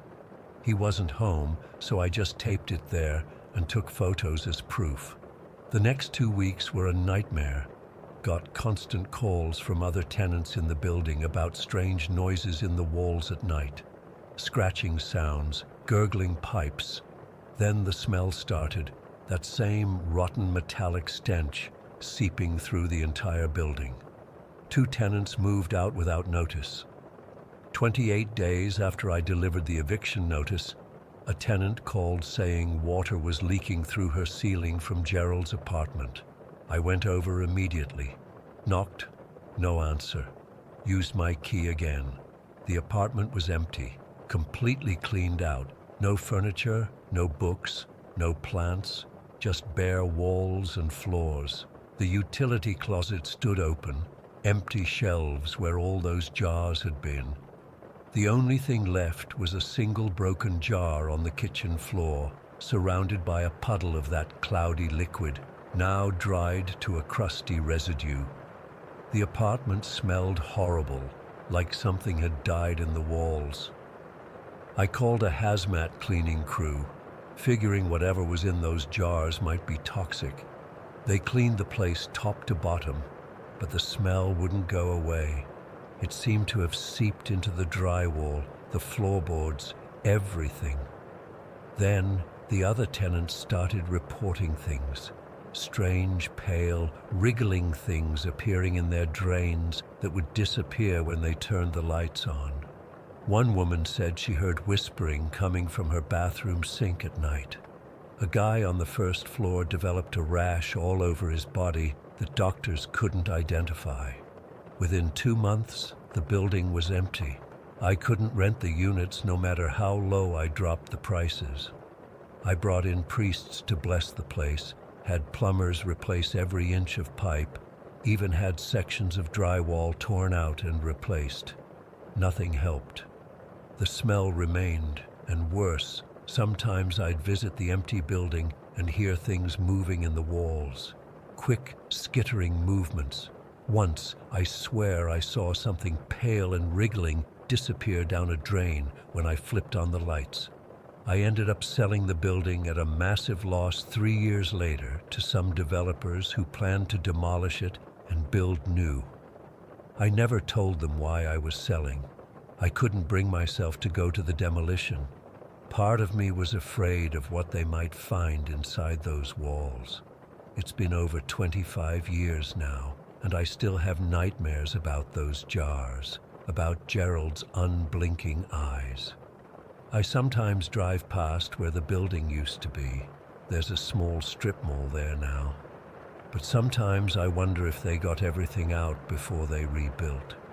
If some of Gerald's friends are still there, moving through whatever new pipes and walls they constructed. I should have evicted him the moment I found those jars. Whatever was growing inside them contaminated that building permanently. Some things just can't be cleaned away no matter how hard you try. Story 9. I still can't believe it's been 6 months since that night. I've worked plenty of retail jobs before, but nothing prepared me for what happened during that shift. I've never really talked about this with anyone besides my therapist, but I need to get this off my chest. I used to work security at this adult shop called Angel's Delight. Yeah, I know how it sounds, but honestly it was just a job that paid better than most places in my area. The shop was tucked away in this rundown strip mall on the outskirts of town. You know the type. The kind where the parking lot has more potholes than actual pavement. And half the storefronts have those permanent going out of business signs. Our neighbors were this sketchy liquor store where I swear they watered down the booze, and a tattoo parlor where you could get hepatitis for free with every purchase. But honestly, Angel's Delight was probably the most legitimate business in that whole strip. We had proper inventory systems, security cameras that actually worked, and the owner made sure we followed all the legal requirements to the letter. My shift that day started at 2 in the afternoon. It was a Tuesday in October, nothing special about it. The weather was getting colder, and business was slow like it usually was on weekdays. I'd been there about 7 hours already, just me and Tina who worked the register. Most of my job involved standing near the entrance looking intimidating, which is funny because I'm 5'8" and not exactly built like a bouncer. Checking IDs and making sure nobody was stealing the merchandise or harassing other customers. Around 9 o'clock, when we were only about an hour from closing, this guy walks in. I remember everything about him so clearly. He was tall, probably 6'3", but really lanky, like he'd been stretched out. His clothes were weirdly clean but didn't fit right. A button-up shirt that was too short in the sleeves and jeans that looked like they were about to slide off his hips. But what really stuck with me was his face. He had these intense, wide eyes that darted around the store, never settling on anything for more than a second. I nodded at him as he came in, and he gave me this weird smile that didn't reach his eyes at all. My gut immediately told me something was off about this dude, but we get all types in that place, and most of them are harmless despite looking a bit strange. He wandered around for maybe 5 minutes, not really looking at anything specific, just pacing back and forth through the aisles. Tina had gone to the back room to grab some inventory, so I was keeping an extra close eye on him. Then, without warning, he marched straight up to the counter with this plastic bag clutched in his hand. I moved closer to the counter, still keeping my distance, but making sure I was in position if anything happened. The guy slammed the bag down on the counter just as Tina came back from the stockroom. "I need a refund," he said, his voice way louder than it needed to be in our small shop. "This thing is defective." Tina, who'd been working there for years and had seen it all, just gave him her standard customer service smile.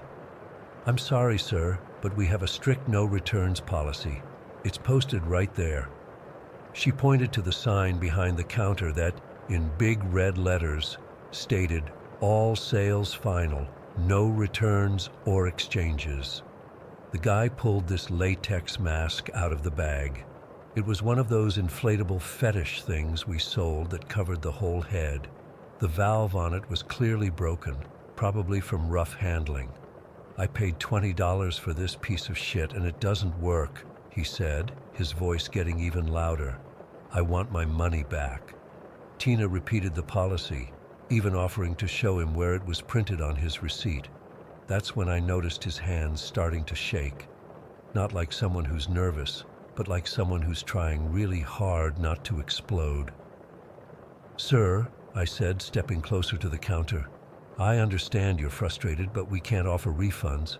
Maybe I can show you some similar items. If you'd like to purchase a replacement." That's when everything changed. His face twisted into this expression I still see in my nightmares. His eyes got even wider, and this vein in his forehead started pulsing visibly. He looked at me for a split second, then turned back to Tina. "No, no, no," he shouted, slamming his fist on the counter. "You don't understand. I need my money back." Before I could even move toward him, he lunged across the counter and grabbed Tina by her shirt collar. I rushed forward, but he was faster than I expected. In one quick motion, he yanked her forward and slammed her forehead against the edge of the counter. The sound it made, I'll never forget it, like a melon hitting concrete.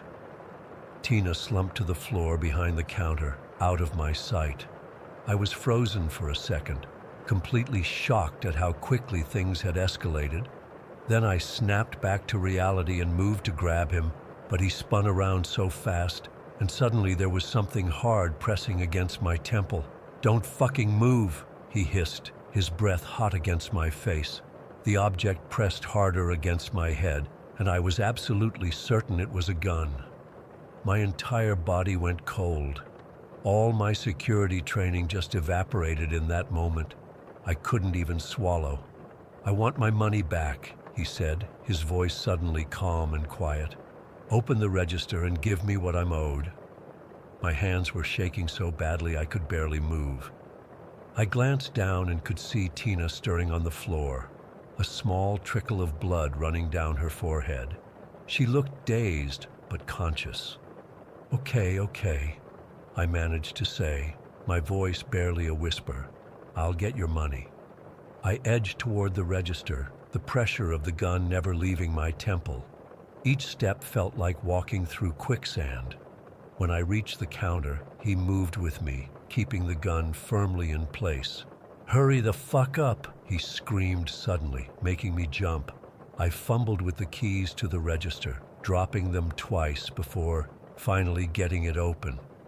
My vision was tunneling, and I thought I might pass out. The store's security system was joke. We had cameras but no panic button, no silent alarm. Just some outdated CCTV that probably wouldn't even get a clear image of this guy's face. "How much was the mask?" I asked, my voice cracking. $20, but I want 30 for my trouble," he said, poking the gun harder against my head.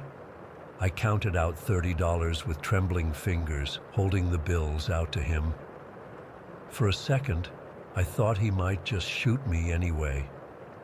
There was this wild look in his eyes, like he wasn't fully connected to reality.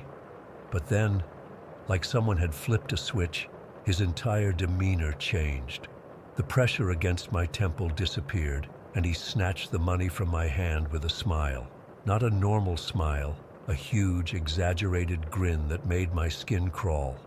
"Thank you," he said cheerfully, as if we'd just completed a normal transaction. "You've been very helpful." He picked up the defective mask from the counter, stuffed it back in the plastic bag along with the money, and backed toward the door, still facing us. I didn't move a muscle until he was outside. The moment he was gone, I rushed to Tina. She had managed to sit up, holding her hand to her forehead where a nasty bruise was already forming. "Call the police," she said, her voice shaky. I grabbed the phone and dialed 911, my hands still trembling so badly I misdialed twice. When I finally got through, I tried to describe what had happened, but I was rambling, jumping from one detail to another. The dispatcher kept having to ask me to slow down. The police arrived about 15 minutes later. They took our statements, looked at the security footage, which, as I predicted, was grainy and almost useless, and asked if we needed medical attention. Tina refused to go to the hospital, but did let the EMTs check her out. After they left, I helped Tina clean up and close the shop. We were both in shock, barely speaking.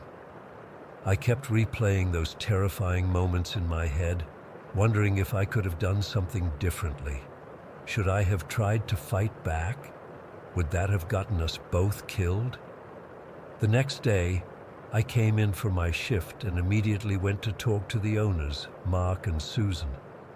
I told them everything that had happened, expecting them to be horrified, maybe even close the shop for a few days while they improved security. But their reaction is what finally broke me. Mark just sighed and exchanged a look with Susan. "Oh yeah, him," Mark said, shaking his head. "Look, next time just process the return, okay?" I stared at them, not comprehending what I was hearing. "Next time? You know this guy?" Susan nodded. "He comes in every few months, always the same thing. Buys something, breaks it, comes back demanding a refund. We've learned it's easier to just give him what he wants." "He assaulted Tina," I said, my voice rising. "He put a gun to my head." Mark waved his hand dismissively. "It's probably not a real gun. Just do what he says next time and you'll be fine." I couldn't believe what I was hearing. They knew about this dangerous customer who regularly threatened their employees, and their solution was to just give in to his demands. No additional security measures, no banning him from the store, no pressing charges. I quit on the spot, walked out and never went back. It's been 6 months, and I still have nightmares about feeling that gun against my temple. Sometimes I wake up in a cold sweat, convinced he's in my room. I've started therapy, but it's slow going. The police never found the guy, and for all I know, he's still going back to Angel's Delight, terrorizing whoever took my place. What scares me the most isn't just what happened that night. It's the realization that something so small, a $20 refund, could push someone to that level of violence, and that there are businesses out there that will knowingly put their employees in danger rather than deal with the problem. I could have died that night over an inflatable latex mask, and the most terrifying part is that my bosses would have probably just hired someone new and told them to just process the return next time. Story 10. I've been debating whether to post this for a while now, but I need to get it off my chest. This happened about 3 months ago, and I still get chills thinking about how differently things could have gone. My friends and I had been planning to attend this basketball game for weeks. It was supposed to be a fun Friday night out. You know, just a normal girls' night watching our city's team play. Me, Caitlin, Jess, and Megan had decent seats. Nothing fancy, but with a good view of the court. Caitlin drove us all downtown in her SUV, and we were in great spirits, talking about grabbing drinks after the game if our team won. The arena was packed that night. It was a rivalry game, and the energy was amazing. We'd been there maybe an hour when I started getting hungry. The others had eaten before we came, but I'd been running late from work and hadn't had time for dinner. During a timeout in the second quarter, I decided to go grab something. "I'm gonna get some food. You guys want anything?" I asked. Everyone was good, so I made my way through the crowded stands alone. The concession area was busy with long lines at every counter. I got in the shortest one, scrolling through my phone while waiting. That's when I first noticed him. He was tall, maybe 6'3", and just off somehow. He wore this oversized gray hoodie with the hood partially up under a baseball cap, despite being indoors. His clothes looked like they hadn't been washed in a while. When I glanced up from my phone, I realized he was staring right at me from a few feet away. Not just a casual look, but full-on staring. I immediately looked back down at my phone, that weird sixth sense kicking in that women develop. You know that feeling when something just isn't right? Yeah, that. I moved forward as the line progressed, and suddenly he was right beside me. "Hey, beautiful, you here alone?" His voice was raspy, like he smoked a lot. "No, I'm here with friends," I replied, trying to sound casual but firm, not looking up from my phone. "Where are they then?" He stepped closer, and I could smell stale cigarettes and something else unpleasant. "Just back at our seats. They're waiting for me. I took a small step away. What's your name? I'm Derek. He didn't take the hint. Sorry, I don't really talk to strangers, I said, finally looking up directly at him, trying to show I wasn't intimidated even though my heart was racing a bit. His eyes narrowed slightly. We don't have to be strangers. I can buy you that food. Maybe we can sit together.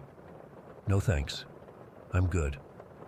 I was at the counter now, thankfully. I ordered quickly, paid, and moved to the pickup area, hoping he'd move on. He didn't. He followed me to the pickup area, still talking. Come on, don't be like that. Just trying to be friendly. Game's better with company, right? I grabbed my food as soon as it was ready. My company is waiting for me. Have a good night. I walked away quickly, weaving through the crowd, hoping to lose him. When I got back to my seat, I was relieved to be with my friends again. I didn't mention the guy. It seemed like such a small thing at that point, just an awkward interaction. The game resumed, and I tried to focus on it, but I kept feeling like someone was watching me. About 15 minutes later, I glanced over to the aisle and my stomach dropped. There he was, the same guy, standing there, just staring directly at me with this weird half-smile. When our eyes met, he actually waved at me like we were friends or something. "Emma, do you know that guy?"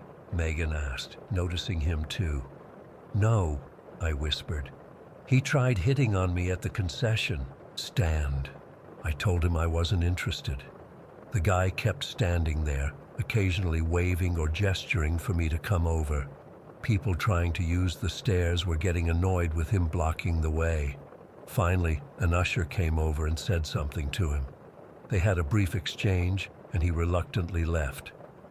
I relaxed a bit, figuring that was the end of it. The rest of the game went normally. Our team won, and we were in a good mood leaving the arena. We were discussing whether to grab a drink somewhere when I spotted him again. He was standing near the main exit, scanning the crowd. The moment he saw me, he started walking in our direction. "Shit, that's the guy again," I said quietly to my friends. "The one who was staring at you?" Jess asked. "Ugh, creepy." We tried changing direction, heading toward a different exit, but he changed course too, following us. The four of us quickened our pace, staying together. "Let's just get to the car," Caitlin said, taking her keys out.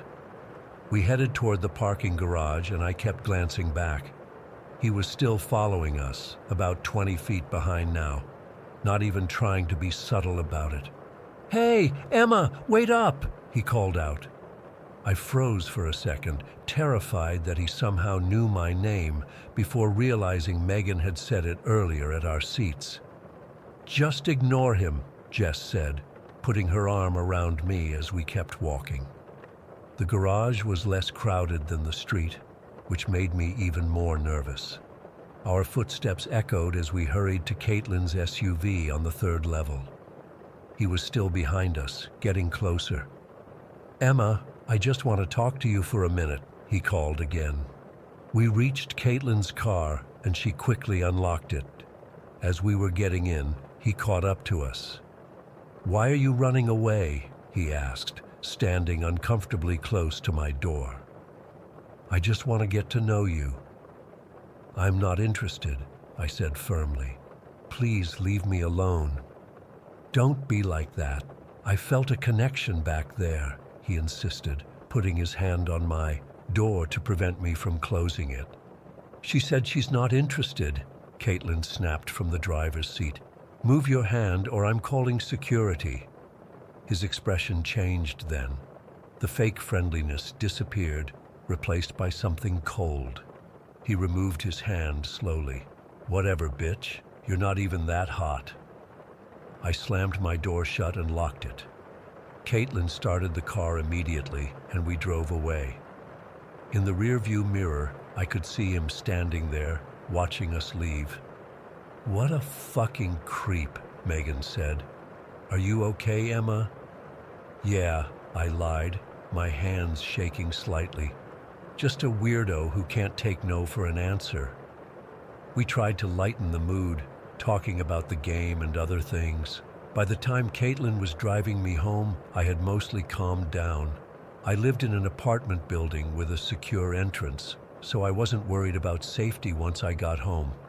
Caitlin pulled up in front of my building around 11:30. "Text us when you're inside," she said. "I will."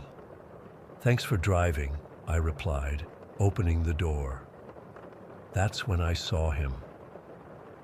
Across the street, a car had just parked, and the man from the arena was getting out of it. He had followed us all the way from downtown, a 15-minute drive. There was no way this was a coincidence. "Caitlin," I said urgently, "he's here." "What? Where?" She leaned over to look where I was staring. Across the street, the same guy. My voice was barely a whisper.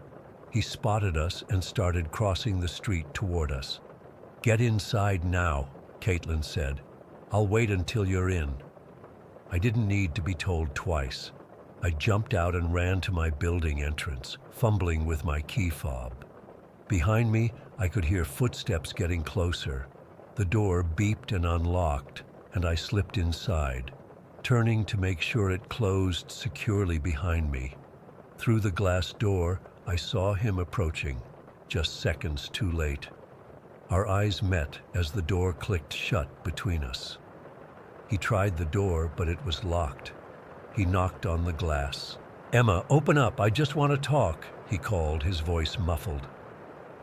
I backed away, seeing Caitlin still waiting in her car, on her phone, probably ready to call 911. The man glanced back at her, then at me again. He pointed at me through the glass.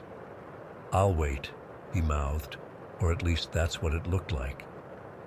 I turned and ran up the stairs to my third-floor apartment, not wanting to wait for the elevator. Once inside, I double-locked my door and called Caitlin. "He's still out there," she said when she answered. "Should I call the police?" "Yes," I said, my voice shaking.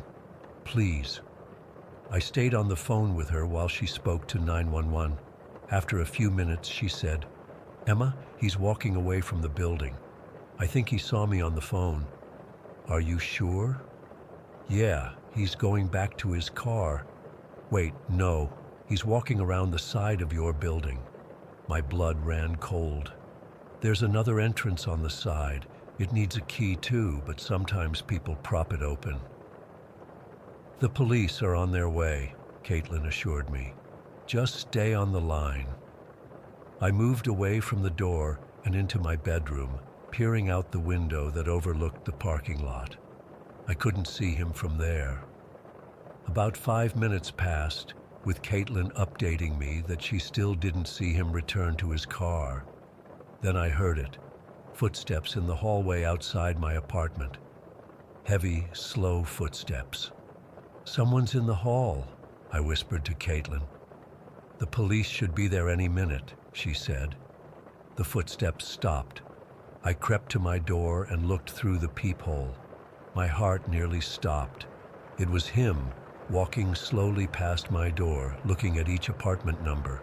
He hadn't figured out which one was mine yet, but he was checking every door. I watched, barely breathing, as he continued down the hall, checking each apartment. When he reached the end, he turned and came back, more slowly this time, studying each door more carefully. As he approached my door again, I backed away, terrified he would somehow sense I was right there. He paused outside my apartment longer than the others. Did he know? Could he hear my racing heart? Then, faintly, I heard sirens approaching. He must have heard them too, because suddenly he was moving quickly toward the stairs. I waited until I couldn't hear his footsteps anymore before looking through the peephole again. The hallway was empty. Caitlin confirmed the police had arrived and that the man had rushed back to his car and driven away before they could intercept him. I gave a statement over the phone, but without a license plate or full name, There wasn't much they could do except file a report and tell me to call immediately if I saw him again. I didn't sleep at all that night. I kept thinking about how he had followed me from a crowded arena all the way to my home, how he had somehow gotten into my secure building, how he had methodically checked every apartment looking for me. I stayed with Jess for the next week, too scared to return to my own place. Eventually, I moved to a different apartment in another part of town. I never saw that man again, but I still look over my shoulder constantly. I still check and double-check that doors are locked. I still get a sick feeling in my stomach when I think about how close he came to finding exactly where I lived. The scariest part? I have no idea what he wanted or how far he would have gone if he had found me alone that night. Story 11. I've been a ranger at Yellowstone for almost 7 years now, and nothing has ever shaken me like what happened last month.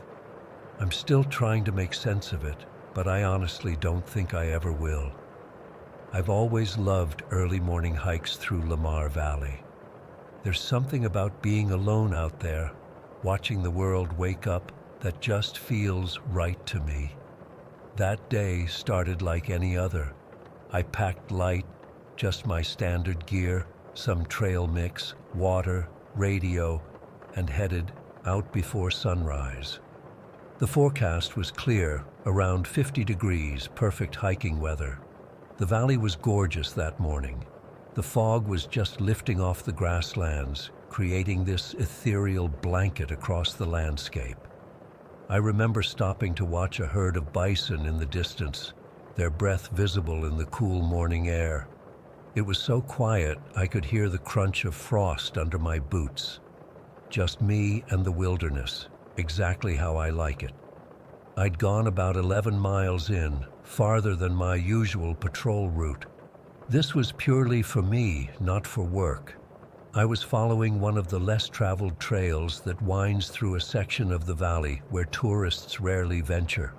The trail narrows through a section of lodgepole pines before opening back into grassland. I was just emerging from the trees when I saw it. At first, my brain couldn't process what I was looking at. About 20 feet ahead, right in the middle of the trail, was a deer head. Just the head, nothing else. No body, no blood, nothing.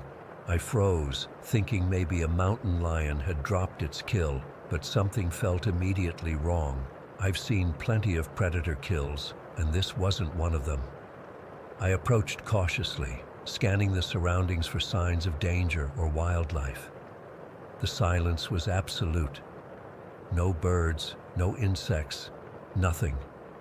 Just eerie silence. When I got closer, my stomach dropped. The head was positioned upright, facing the trail as if it had been deliberately placed there for someone to find. The cut was unnaturally clean, surgical even. No jagged edges, no torn flesh. It looked like it had been sliced with a laser. But the most disturbing thing was the eyes. They were wide open and looked alert. Not clouded over or dull like you'd expect from a dead animal. They looked almost alive, glistening in the morning light. I've seen plenty of dead animals in my time as a ranger. I've handled roadkill, cleaned up after predator attacks, even dealt with poaching cases. But this was different. There was no blood anywhere. Not on the ground, not on the fur, nowhere.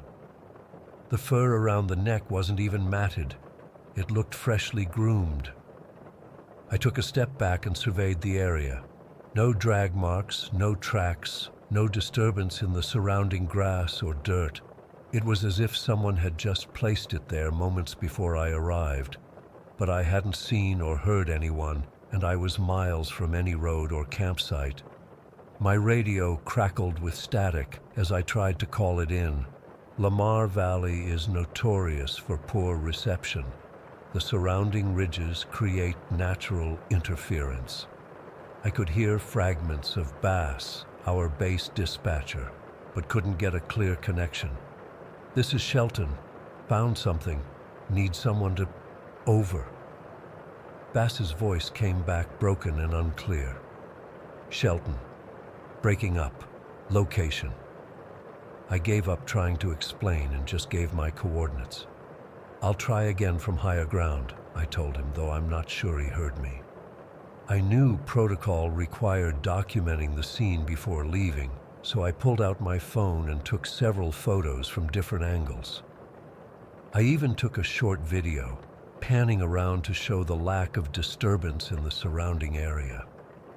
Looking back at those photos now still gives me chills. They're the only proof I have that I didn't imagine the whole thing. I didn't want to leave the head there, but I also didn't want to touch it. Something about the unnaturally clean cut and those eyes made my skin crawl.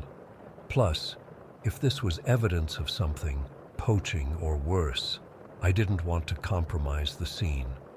After taking the photos, I reluctantly decided to hike to higher ground for better reception.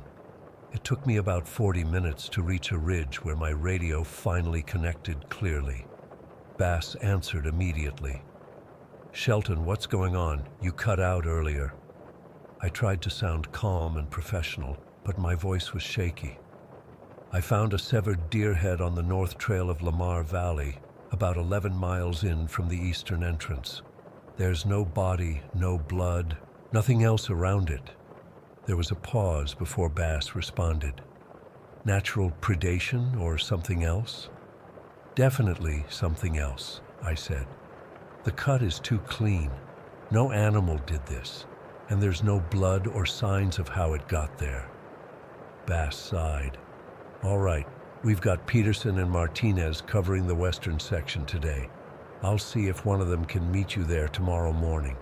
Can you make it back to base tonight? I checked my watch.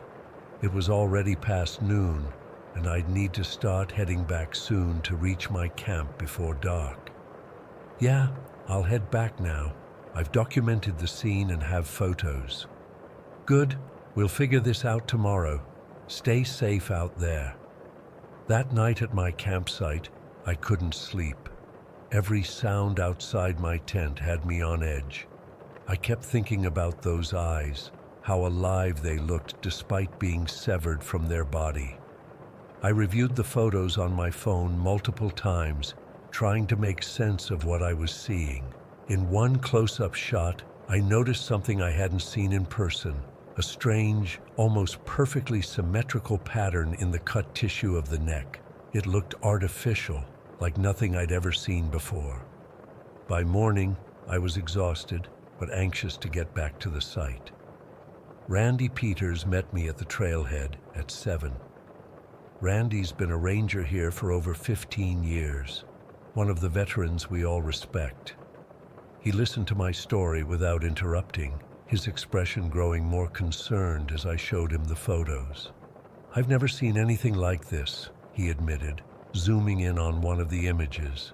Let's go take a look. The hike back seemed faster with company. We talked about possibilities, poachers with high-tech equipment, some kind of bizarre prank, even a government research project gone wrong. None of the theories felt right, but they were better than the alternatives my mind was conjuring. When we were about half a mile from the site, I started feeling anxious. It should be just ahead after this bend in the trail, I told Randy. We rounded the corner and I stopped in my tracks. The trail was empty. Completely empty. It was right here, I said, pointing to the exact spot, right in the middle of the trail. Randy looked at me, then at the ground. You're sure this is the place? I nodded vigorously. Positive. See that fallen log to the right? And that distinctive pine with the split trunk? It was right here. We both scanned the area carefully. There was no sign of disturbance, no blood, no tracks. Nothing to indicate anything had ever been there. The dirt on the trail was undisturbed, with no sign that something had been placed there or removed. Could an animal have taken it? Randy suggested, though he didn't sound convinced. I shook my head. And cleaned up all trace of blood? Left no tracks in less than 24 hours? We spent the next 3 hours searching the surrounding area in expanding circles. Randy took the whole thing seriously, which I appreciated. We looked for any sign of human presence, footprints, tire tracks, equipment marks, anything that might explain what happened. We found nothing. Eventually, Randy sat down on a rock and sighed. "Let me see those photos again." I handed him my phone, and he studied them carefully, comparing them to our surroundings to confirm we were in the right location. "These are definitely from yesterday, and you're absolutely certain this is the spot?" 100%, I insisted. "I know it sounds crazy, but I know what I saw." Randy handed my phone back. "I believe you saw something, Shelton. These photos are clear evidence of that, but I don't have an explanation for how it got here or where it went." The walk back to the trailhead was mostly silent. I could tell Randy was troubled, trying to fit this into his understanding of the world. Just before we reached his vehicle, he turned to me. "I'm filing a report on this, but honestly, I don't know what to classify it as. Potential poaching incident with no evidence, unexplained wildlife death? Neither quite covers it." "What do you think happened?" I asked him. He paused for a long moment. "I don't know. In 15 years I've seen some strange things in this park, but nothing like this. The precision of that cut." He trailed off, then shook his head. "Keep those photos. You might need them someday." That was a month ago. I've been back to that spot twice since then, always finding nothing. I've shown the photos to a wildlife biologist friend who was equally baffled by the clean nature of the cut and the lack of blood. She suggested some kind of experimental research equipment, but couldn't explain the disappearance or the eyes. I still take my morning hikes, but something has changed. The valley doesn't feel the same anymore. Sometimes I get this prickling sensation on the back of my neck, like I'm being watched. I find myself scanning the tree lines, looking for, I don't even know what. The worst part is the dreams. I keep dreaming about those eyes, alert, watching, knowing. In my dreams, the head speaks to me, but I always wake up before I can hear what it's saying. Whatever happened that day in Lamar Valley, it wasn't natural. Sometimes I think it was deliberately left there for me to find, a message or a warning of some kind. But from whom and why? I don't have answers, just a growing certainty that there are things in this park, maybe in this world, that operate outside our understanding. I still carry my phone with those photos everywhere I go, the only proof that I'm not losing my mind. Sometimes I wonder if I should just delete them and try to forget the whole thing, but I can't. Those eyes won't let me. Story 12. I've been working at Target for about 2 years now, pretty much since I moved to Pineville. It's not exactly glamorous, but the pay's decent. The hours are flexible with my online classes, and most of my co-workers are cool. At least, that's what I thought before last Thanksgiving. I'd never worked a Black Friday before.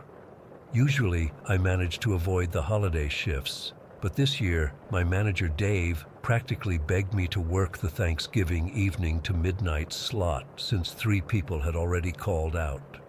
The extra holiday pay was pretty tempting too, so I agreed even though I knew it would be absolute chaos. Man, I had no idea what I was getting myself into.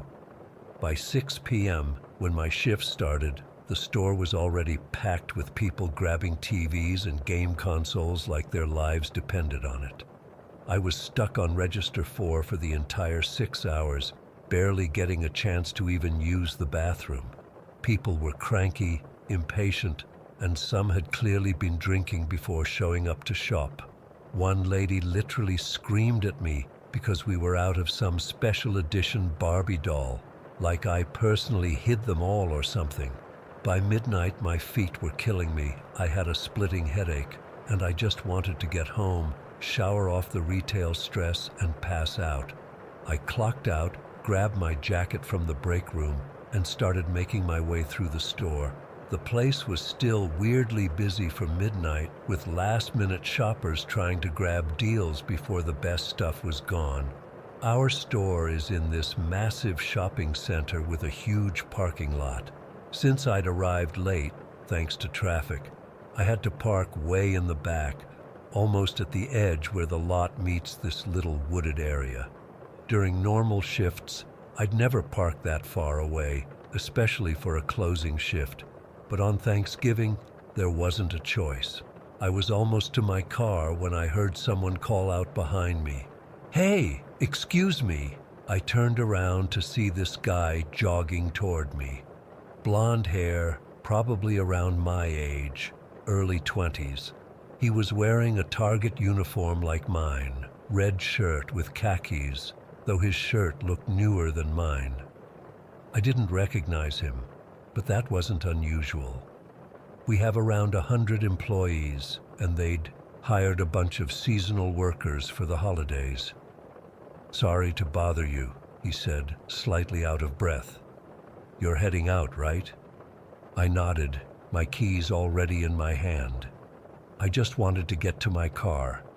I hate to ask, but my ride bailed on me. "Any chance you could give me a lift home? I only live like 5 minutes from here, over in Pine Meadows." Pine Meadows was this development not far from the store, maybe a 5-minute drive, like he said. Honestly, I was exhausted and really didn't want to, but there was this unspoken code among retail workers, especially during the holidays, that we look out for each other. "You work in electronics, right?" I asked, trying to place him.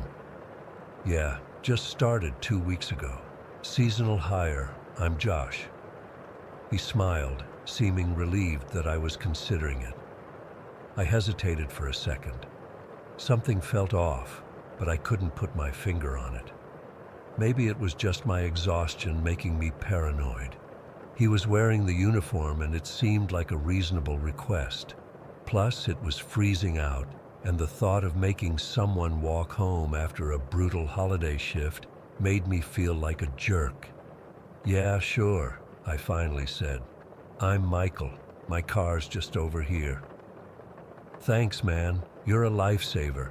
My roommate was supposed to pick me up, but he's not answering his phone. Probably passed out after Thanksgiving dinner."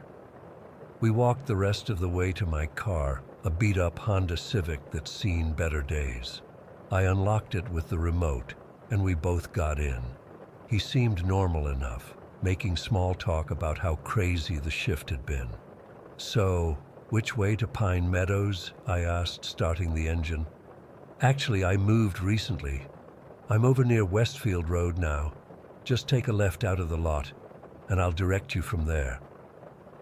That was my first real red flag. Westfield was in the opposite direction, quite a bit further than Pine Meadows, and in a more isolated area.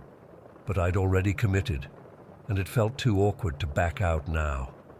I pulled out of the parking lot and followed his directions. Left on Main Street, right on Oakwood, then on to Westfield Road, which quickly became more rural. The houses were further apart, set back from the road with long driveways and lots of trees. "It's just up here on the right," he said after about 10 minutes of driving. "The one with the white mailbox." I slowed down and turned into a narrow driveway that curved through some trees. The house was set back from the road, barely visible from the street. It was dark except for a porch light. No cars in the driveway, no lights on inside. "Looks like nobody's home," I commented, pulling up near the house. "Yeah, my roommates are probably out. They mentioned hitting the bar tonight." Something felt very wrong. Why would his roommates be at a bar at 12:30 on Thanksgiving night? And as I looked closer at the house, it didn't look particularly lived in. No decorations, no furniture visible through the windows, just an empty-looking house. I put the car in park but kept the engine running. The guy, Josh, or whoever he was, didn't immediately get out. Instead, he checked his phone, typing something quickly. "Thanks for the ride, man. I really appreciate it." He was slowly reaching for the door handle, but not actually opening it. "How long have you worked at Target?" "About 2 years," I answered automatically, my anxiety rising. "Listen, I should probably head back. It's late, and I've got plans tomorrow." "Just a second," he said, still not getting out. "Let me just check if anyone's home." He was stalling. I knew it instantly.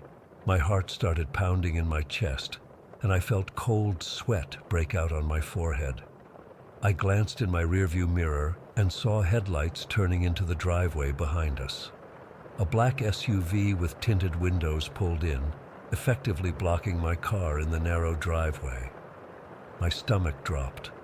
"Actually, here's my ride now," the guy said, his tone changing completely. His friendly demeanor vanished, replaced by something colder.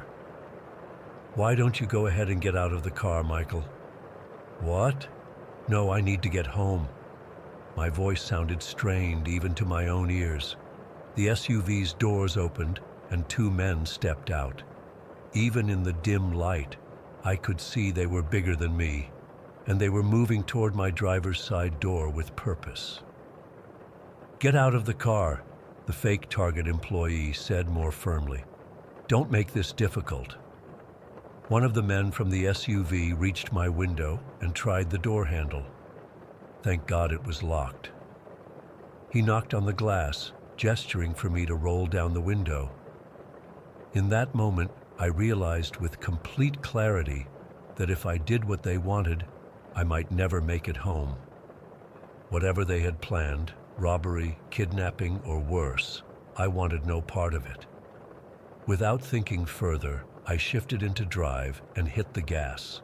Hard. My car lurched forward, deeper into the property. "What the fuck are you doing?" the guy in my passenger seat yelled, grabbing at the steering wheel. I shoved his hand away and continued accelerating.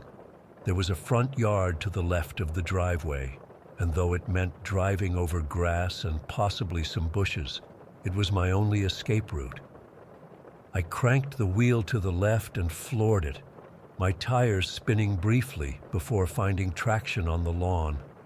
The fake employee was shouting, reaching for the keys or the gear shift. I'm not sure which. I elbowed him as hard as I could while steering with one hand. My car bumped violently as it went over what felt like a small garden bed, but I kept going, aiming for the gap between the SUV and the property line. The men from the SUV were running back to their vehicle now, realizing what I was trying to do. My passenger grabbed at me again, and this time I straight up punched him in the face. I'm not proud of it, but I was terrified. The blow stunned him enough that I had a few seconds of control. I made it past the SUV with barely inches to spare, the side of my Honda scraping against some bushes as I crashed back onto the driveway and then onto Westfield Road. The fake employee was still in my car, but now he was focused on getting out. I was doing at least 40 by this point on a dark rural road. "Stop the fucking car," he screamed. "Get out," I yelled back, still accelerating. I slowed down just enough, maybe to 30, that he wouldn't die when he jumped out, but fast enough that he couldn't try anything else. He opened the door and half jumped, half fell out of the moving car, rolling onto the shoulder of the road. I floored it again immediately, watching in my rearview mirror as the SUV pulled out of the driveway in pursuit. My hands were shaking so badly I could barely hold the wheel. I took random turns through the back roads, hoping to lose them, constantly checking my mirrors for headlights. After about 15 minutes of panicked driving, I was confident I'd lost them. I pulled into a well-lit gas station, locked all my doors, and called the police with trembling hands. The cops took my statement, but seemed skeptical. They checked, and there was no target employee named Josh matching his description. They drove out to the house, but it was completely vacant, a foreclosure that had been empty for months. When they reviewed the security footage from Target, they could see the guy following me out, but he'd never been inside the store. He'd just put on a Target shirt and waited for someone to leave. It's been 6 months, and I still have nightmares about what might have happened if I hadn't gotten away. I changed jobs, moved apartments, and I never ever give rides to people I don't know well anymore. I keep wondering if they targeted me specifically or if I was just unlucky, the last person to walk to their car alone, parked in the far corner of the lot. Sometimes I see a black SUV with tinted windows and my heart nearly stops. I don't know what they wanted from me that night, and honestly, I never want to find out. Story 13. I'm writing this down because I need someone to know what happened to me. 5 years later, and I still sometimes wake up in a cold sweat, thinking I see her face at my window. This all happened back in 2017 when I was living alone in a small house in Lakeview. Nothing fancy, just a little 2-bedroom place on a quiet street. I'd been there about 2 years, knew most of my neighbors, and felt pretty safe. I'd never had any issues before that night. It was a Wednesday, around 10 at night. I remember because I'd had a long day at work and needed to grab some groceries before the store closed at midnight. The Safeway near my place was usually pretty empty that late, which is why I liked going then. No lines, no crowds, just me and my thoughts. I grabbed a cart and started with the produce section. I was picking through some apples when I got this weird feeling, like someone was watching me. You know that sensation when the hairs on the back of your neck stand up? I glanced around and noticed this woman standing near the bananas, just staring at me. She wasn't holding anything, no basket, no cart, nothing. She had messy blonde hair like she hadn't brushed it in days. It was all tangled and kind of wild looking.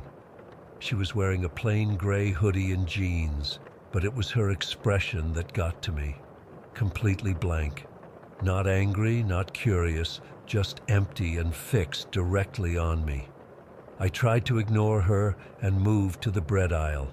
As I was grabbing some bagels, I caught movement from the corner of my eye. The same woman was now at the end of the aisle, pretending to look at something on the shelf. But when I glanced at her, our eyes met. She didn't look away or act embarrassed like a normal person would. She just kept staring. My stomach knotted up. I told myself I was being paranoid, that maybe she just had one of those faces that naturally looked intense. So I pushed my cart to the dairy section.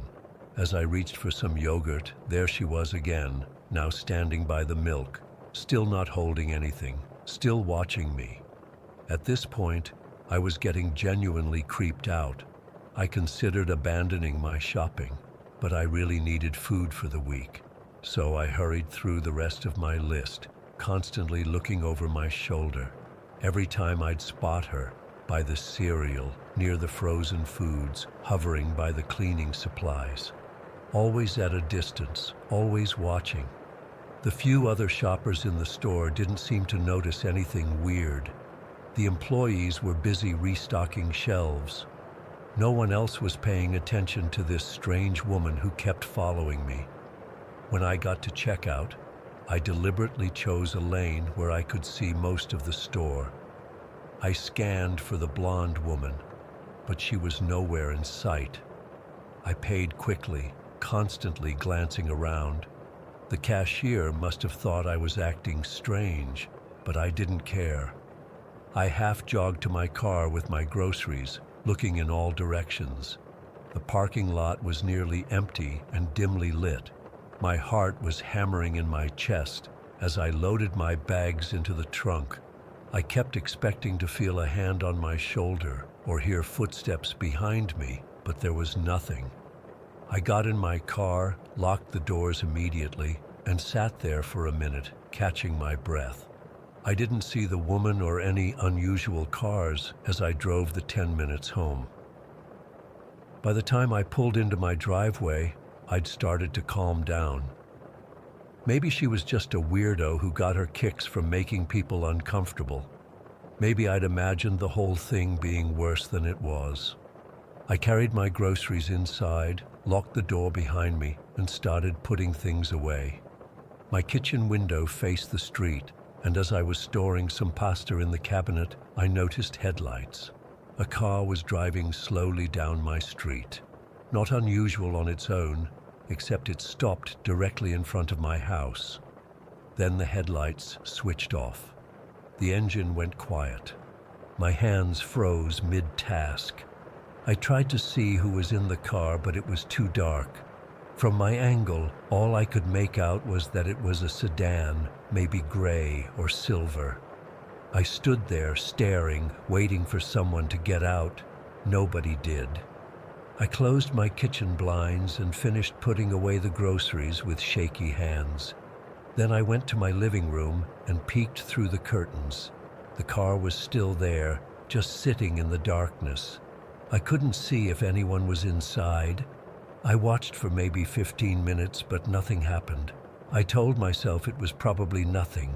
Maybe someone visiting a neighbor or someone having an argument on the phone and not wanting to go home yet. These things happen. But combined with the woman at the store, my nerves were shot. I double-checked all my doors and windows were locked.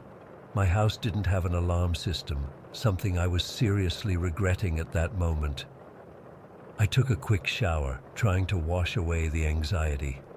Before heading to bed, I looked out the living room window one more time. The car was still there. My bedroom was at the back of the house, with a window facing the small backyard. I considered sleeping on the couch to keep an eye on the street, but that felt like letting fear win.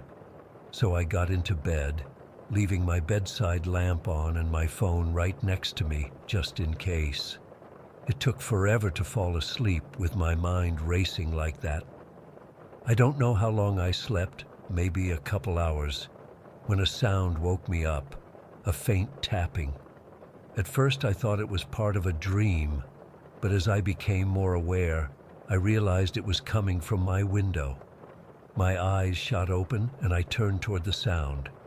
There she was, the blonde woman from the store, her face pressed against my window, those empty eyes staring right at me, the messy hair, that blank expression.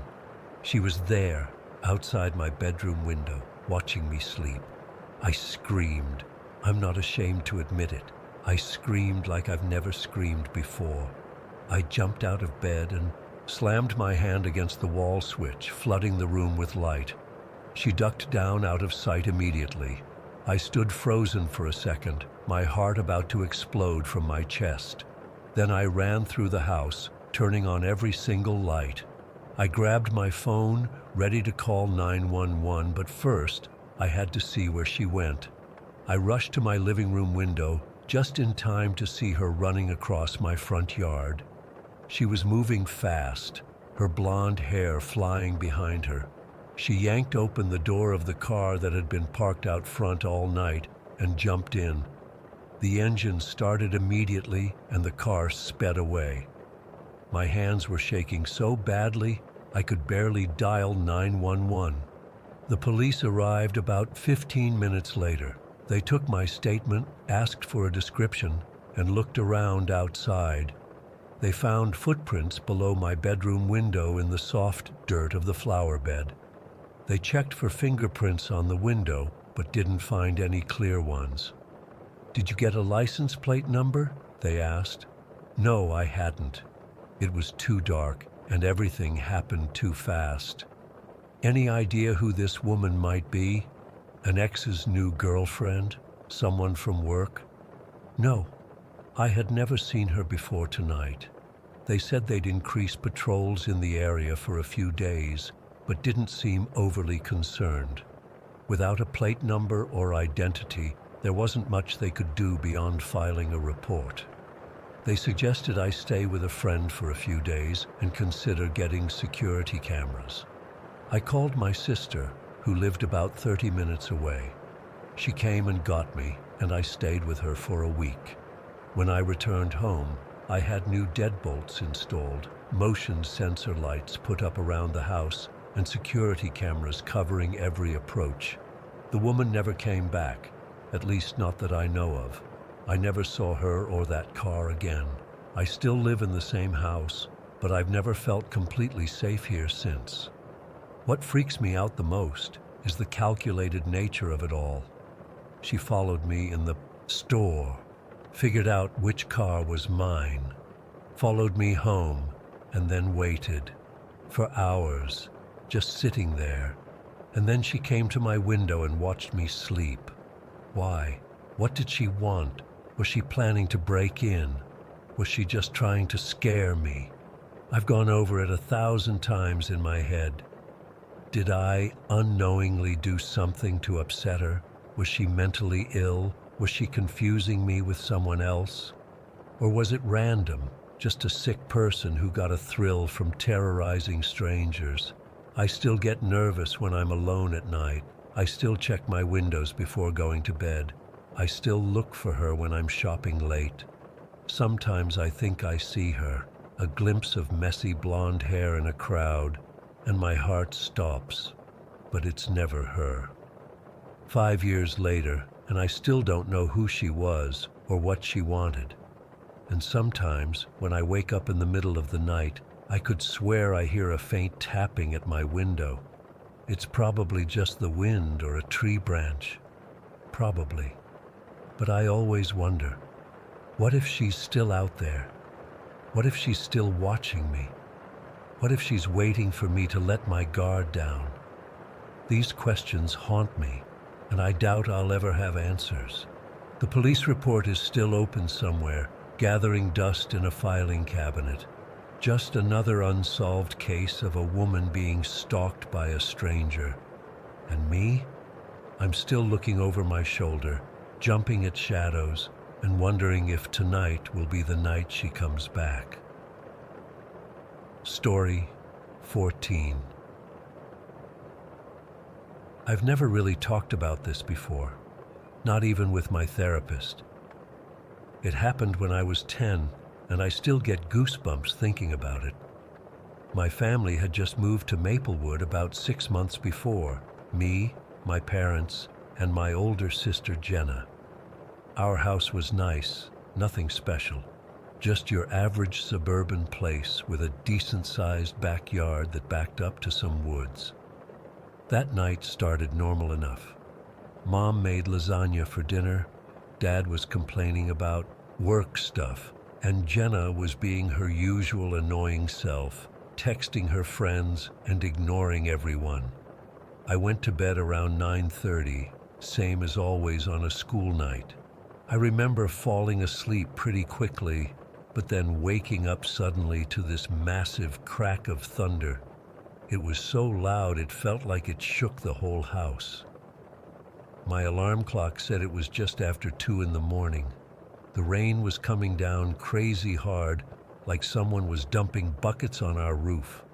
I tried to fall back asleep, I really did. I counted sheep, I tried that breathing thing my mom taught me, but my brain was just wide awake.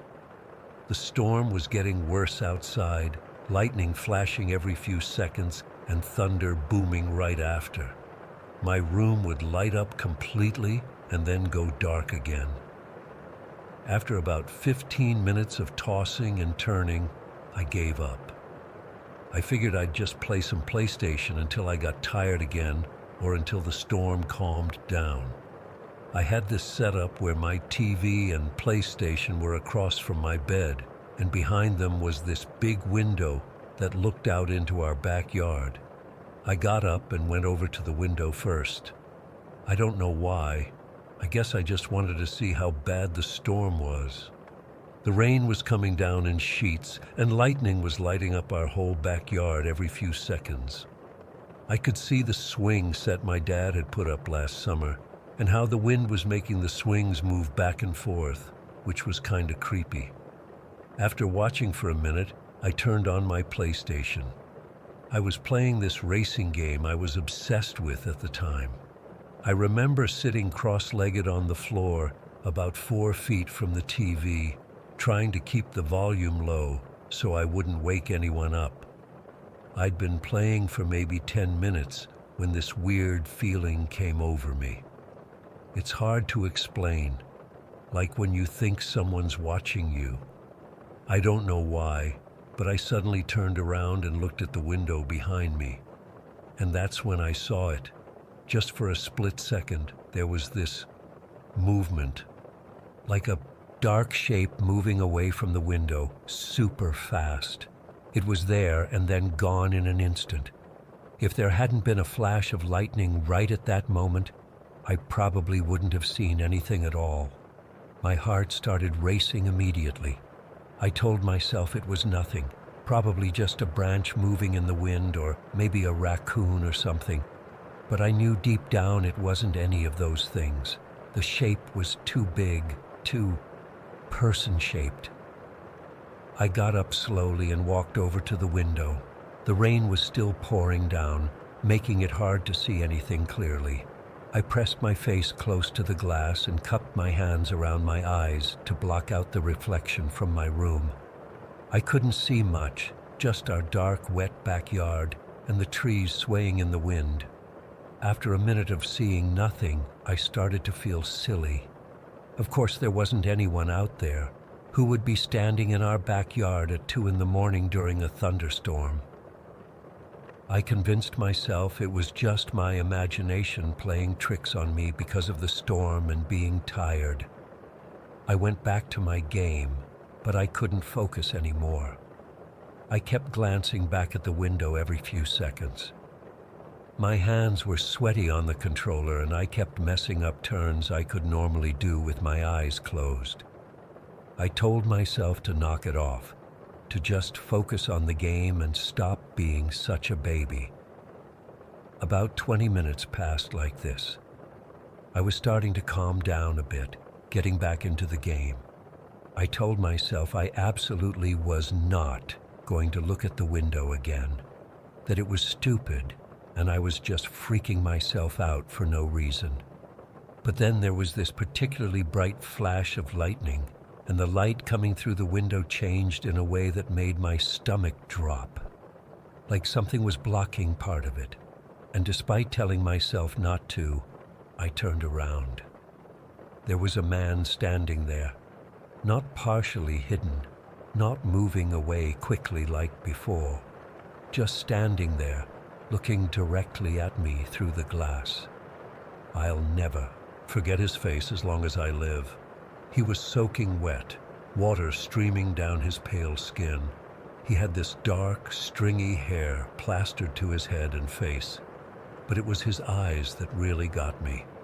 They were wide open, staring straight at me with this intense look I couldn't understand.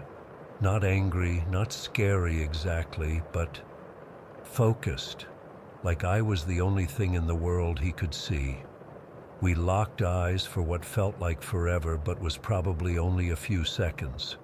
Then there was another flash of lightning, and when the light faded, he was gone, just vanished. I sat there frozen, my controller falling from my hands onto the carpet. I couldn't move, couldn't breathe, couldn't even think straight. I was trying to process what I'd just seen. Was it real? Did I imagine it? But I knew I hadn't. He was real, and he had been looking right at me. When I finally got my body to work again, I ran out of my room so fast I nearly tripped.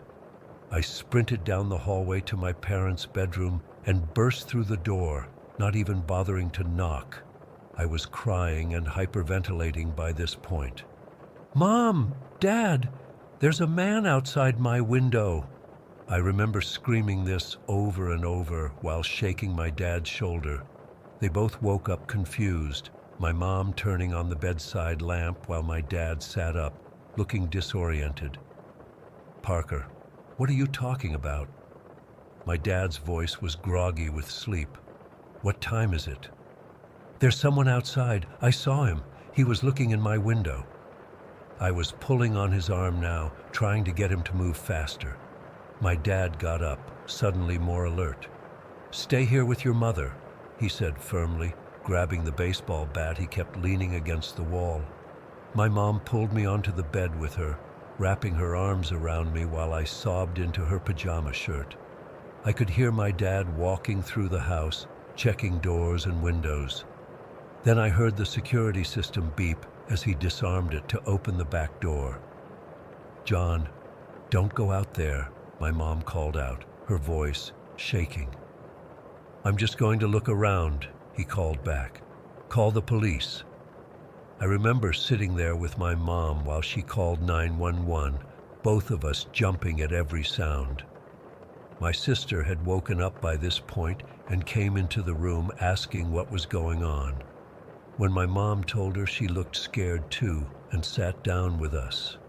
After what felt like forever, my dad came back in, soaking wet from the rain. "I didn't see anyone," he said, "but the police are on their way." The police arrived about 15 minutes later.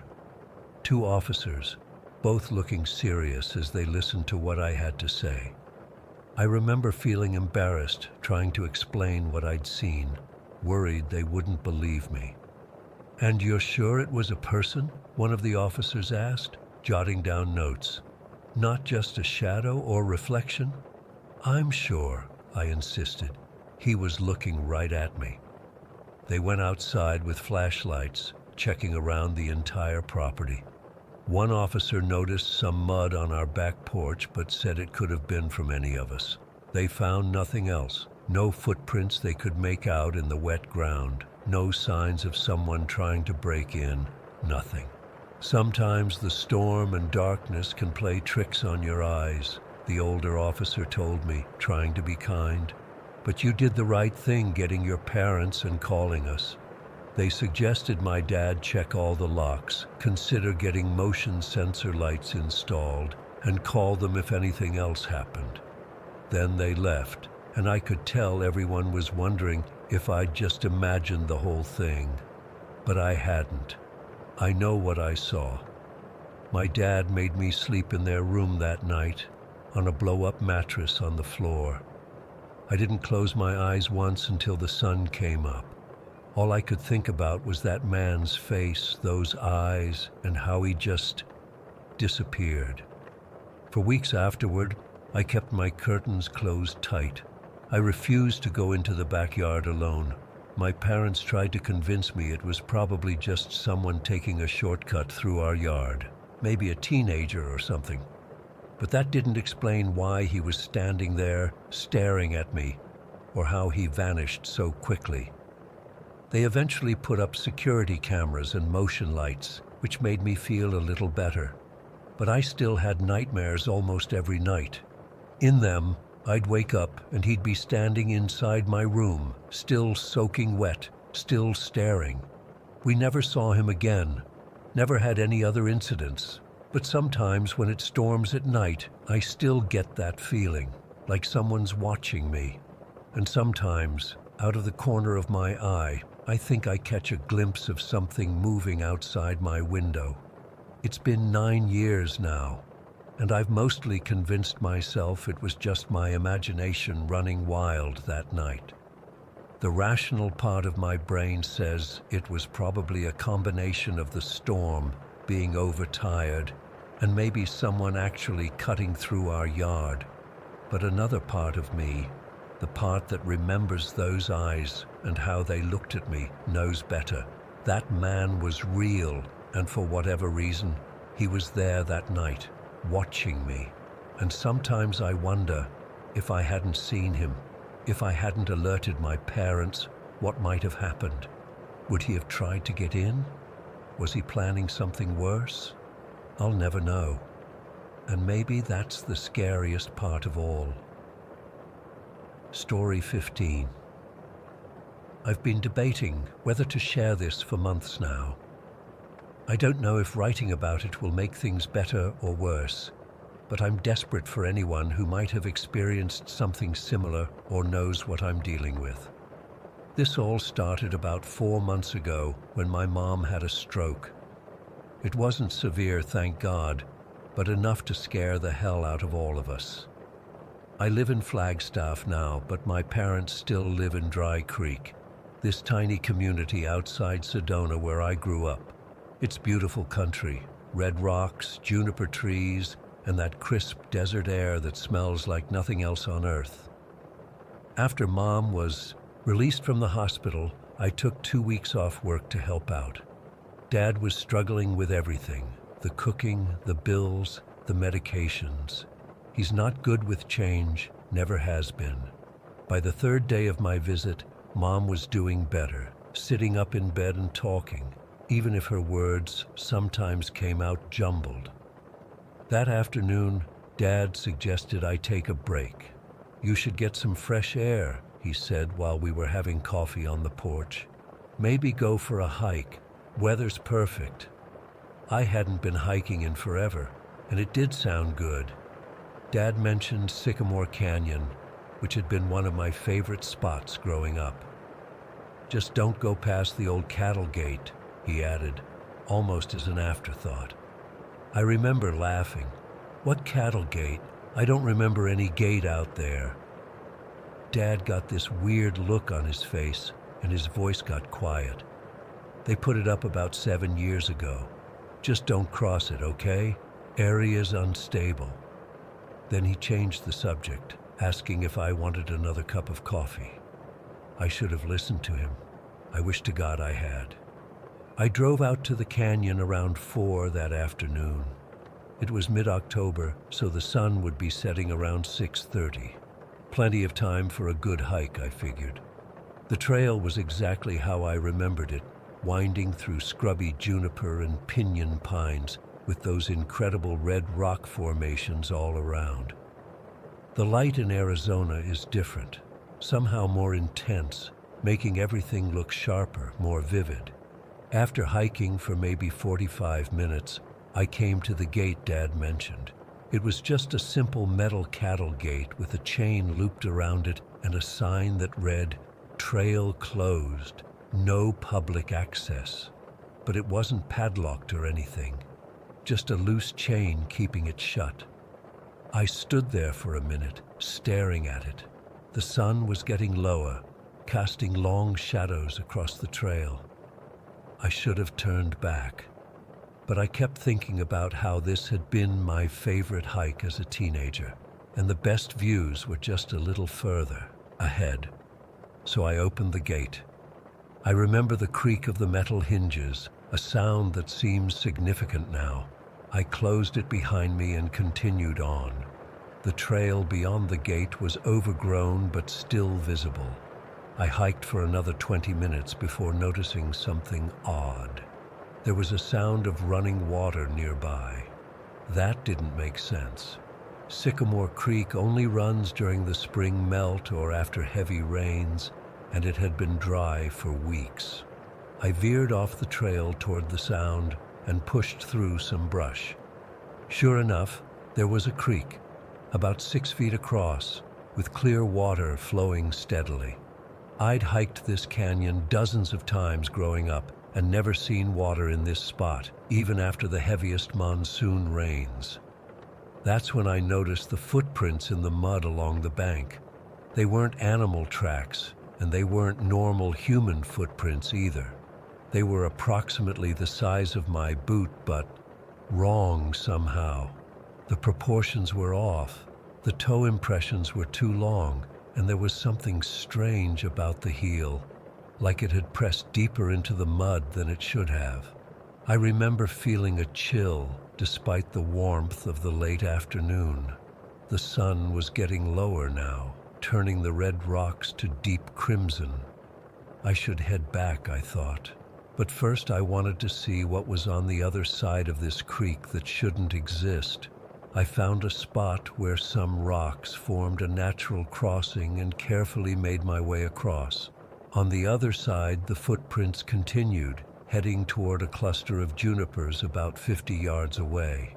I followed them, and that's when everything changed. As I approached the junipers, I caught movement out of the corner of my eye. I turned and saw someone standing at the edge of the trees. For a split second, I thought it was another hiker. Then I realized I was looking at myself. Not exactly myself. Something pretending to be me. It had my height, my build, my clothing, the same gray t-shirt and khaki hiking pants I was wearing. But it wasn't right. Its arms were too long, hanging down past its knees. The joints bent at unnatural angles. And its face, God, its face was like someone had tried to make a mask of me out of melted wax. My features were there, but distorted, like a reflection in disturbed water. I froze. My brain couldn't process what I was seeing. The thing tilted its head at an impossible angle, like its neck had an extra joint. Then it spoke, with my voice, perfectly. "Hey there," it said, in exactly the casual tone I'd use greeting someone on a trail. I couldn't breathe, couldn't move. The thing took a step toward me, its movement jerky and fluid at the same time, like it was still learning how to use its limbs. "Don't you recognize me?" it said with my voice. Then it smiled, and its mouth opened too wide, stretching across its face. That broke my paralysis. I turned and ran, splashing back across the creek, not caring that my boots filled with water. I could hear it behind me, moving through the brush. "Wait," it called in my voice. "Please wait." I ran faster than I've ever run in my life, branches whipping my face, my lungs burning. The voice behind me changed, still mine, but now plaintive, tearful. "Please help me, I'm hurt," it cried. Then it started laughing, my laugh, but wrong, too high and continuing too long. "I'm scared," it called, voice breaking exactly the way mine does when I'm upset. "Don't leave me here alone." I reached the gate and fumbled with the chain, my hands shaking so badly I could barely manage it. I got through and slammed it shut, hooking the chain back in place. There was no sign of the thing behind me, but I could hear it, still calling with my voice from somewhere in the brush. "Please," it said, sounding exactly like me when I'm begging. "Please come back. I need you." I ran all the way back to the trailhead, a distance that had taken me 45 minutes to walk, now covered in what felt like 10 minutes. I reached my truck and locked myself inside, gasping for breath, my heart pounding so hard I thought it might burst. As my breathing slowed, I looked back at the trail, and there it was, standing in the middle of the path about 100 yards away. Even from that distance, I could see it wasn't right, the proportions off, the stance unnatural. It raised one too long arm and waved at me, a friendly wave, like you'd give a neighbor. I started the truck and got the hell out of there, tires spinning in the gravel. I didn't tell my parents what happened. What could I say? I convinced myself I'd had some kind of stress-induced hallucination. The worry about my mom, the exhaustion of caring for her, the fading light. It had all combined to make me see something that wasn't there. I stayed another week helping with Mom, then headed back to my place in Flagstaff. I tried to put the experience behind me, to focus on work and normal life. 3 nights after I got home, I heard tapping on my bedroom window. I live on the 2nd floor. There's no balcony, no tree branch, nothing that should be able to reach my window. The tapping came in sets of 3. Tap, tap, tap. Pause. Tap, tap, tap. I lay there, frozen in my bed, staring at the curtains covering the window, afraid to look. After what seemed like forever, the tapping stopped. The next night there was knocking at my front door at 3:15 in the morning. When I checked the peephole, no one was there. Then knocking at the back door. then the side door to the garage, then footsteps on the roof directly above my bedroom, and always my own voice speaking from outside. I see you. Sometimes it would call my name. Sometimes it would repeat snippets of phone conversations I'd had during the day, always in my voice, perfect in every inflection and tone. Last Tuesday, I came home from work to find my front door slightly ajar. I'm certain I'd locked it that morning. I always do. Inside, nothing seemed disturbed until I went upstairs to my bedroom. There was a handprint on my mirror, larger than my own hand, but with the same basic shape. In the fog around it, words were written, "I see you." I couldn't stay there another night. I packed a bag and checked into a hotel, but it followed me, the tapping on the window, my voice calling through the door. Yesterday, I went back to Sycamore Canyon. I don't know what I was hoping to find, answers maybe, or some proof that I wasn't losing my mind. But when I reached the spot where the cattle gate should have been, there was nothing. No gate, no chain, no sign, just the trail continuing on. I almost turned back. I should have, but I needed to know. I hiked until I found the creek again, still flowing where no water should be. And on the other side, waiting for me, was the thing with my face. Only this time, it looked perfect. An exact copy of me, down to a small scar on my chin from a childhood fall. If we'd stood side by side, no one could have told us apart. "I remember now," it said in my voice, standing unnaturally still. "You let me out." "What are you?" I managed to ask. It smiled with my smile. "You before you left," it said. "You after you die." I had brought a bottle of cheap whiskey with me, not really knowing why, maybe for courage. In that moment, I unscrewed the cap, took my lighter from my pocket, and lit the mouth of the bottle. The makeshift Molotov cocktail hit the thing square in the chest. It didn't scream, it just watched with my eyes as the flames spread across its body. I ran again, all the way back to my truck, all the way back to Flagstaff. For 12 days, my home was quiet. No tapping, no knocking, no footsteps. I started to think maybe it was over. This morning I found another handprint on my bathroom mirror, larger than mine, and as I stared at it, I heard my voice from the hallway behind me. "You're not done yet," it said. "I'm writing this from another hotel room. I don't know what to do. I don't know what it wants. I don't know if anyone will believe me, but it's still here, with me, watching. I see the curtain moving now, even though there's no breeze." Tap, tap, tap. Story 16. I still remember the day I heard about what Jay had done. It was late December 2021, just after Christmas. The news spread through our small Lothian community like wildfire. Everyone was talking about it, how the Robertsons had been found stabbed to death in their home, and how their own grandson was responsible. I felt physically sick when I heard the details. The police report mentioned knife marks on their bones. Their bones. How many times do you have to stab someone to leave marks on their bones? What makes it worse is that I knew Jay. Not just knew of him, I actually went to school with him for years. And when everyone was expressing shock and disbelief, all I could think was, I'm not surprised at all. I first met James Robertson, Jay as he insisted on being called, when we were about 13. He transferred to our school mid-year, which already made him stand out. He had this way of carrying himself, like he was somehow above everyone else, despite being the new kid.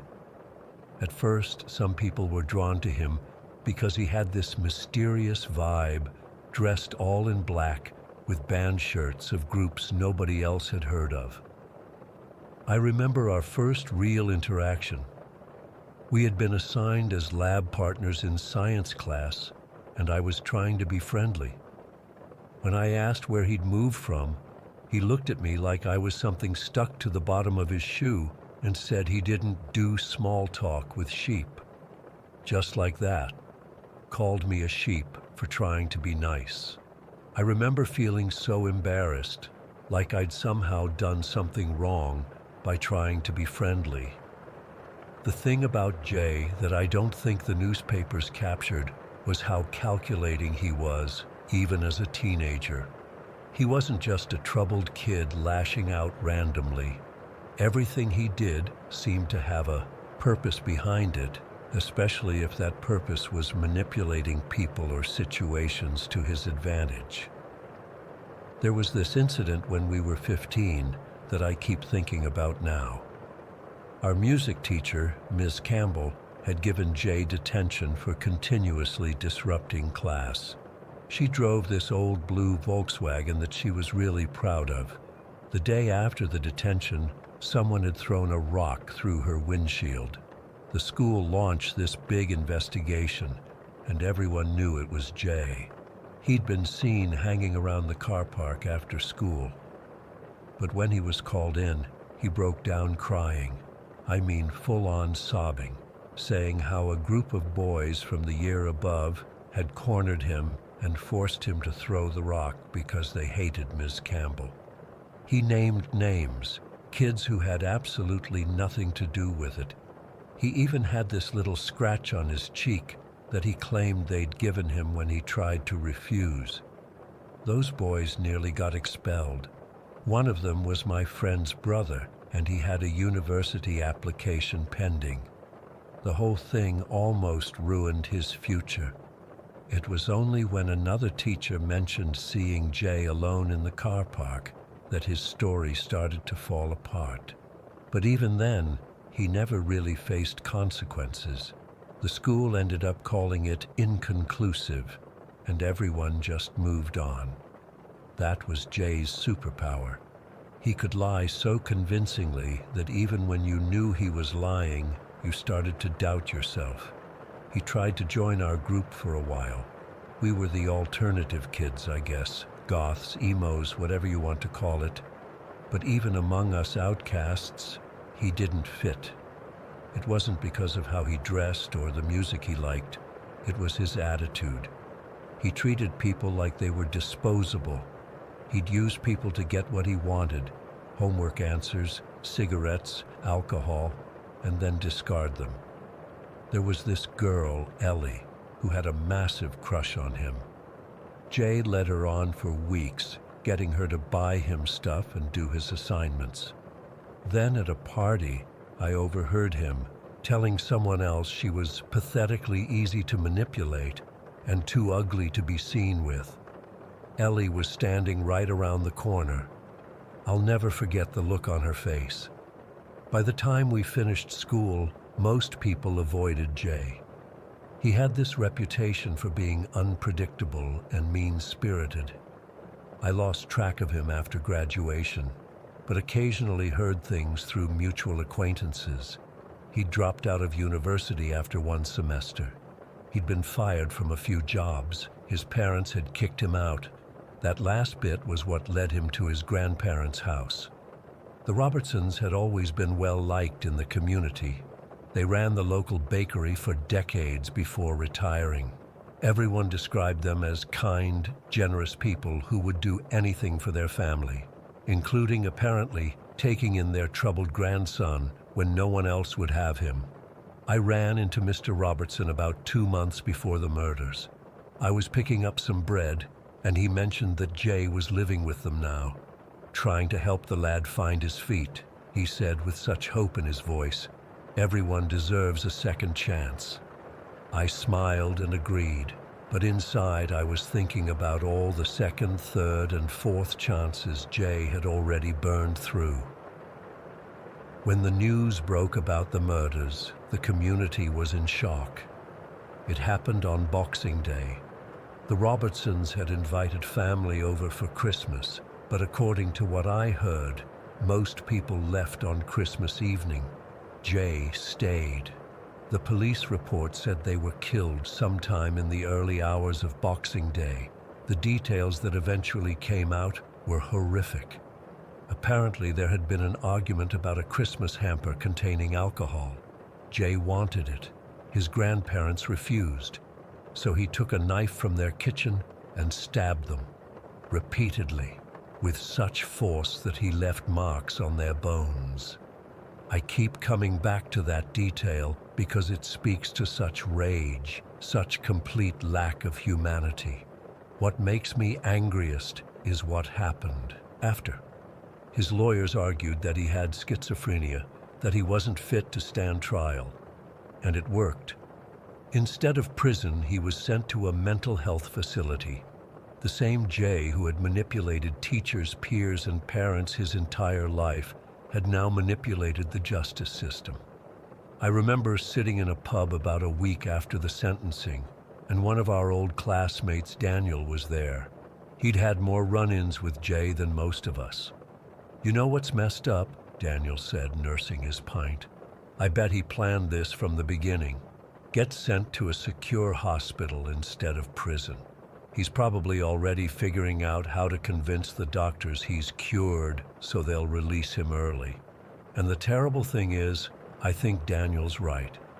Jay isn't mentally ill, at least not in the way his lawyers claimed. He's just fundamentally wired wrong. He's always been able to mimic normal human emotions without actually feeling them. I've spent a lot of time thinking about the warning signs we all ignored. The small cruelties that everyone dismissed as teenage angst or rebelliousness. The way adults always seemed to give him the benefit of the doubt despite clear evidence that something was seriously wrong. There was this incident in our final year when the school counselor's office was broken into. Nothing valuable was taken, but all her confidential files had been rifled through. Everyone knew it was Jay. He'd been openly angry with her after she'd reported concerns about his behavior to his parents. But when confronted, he acted completely bewildered, even hurt that he would be accused.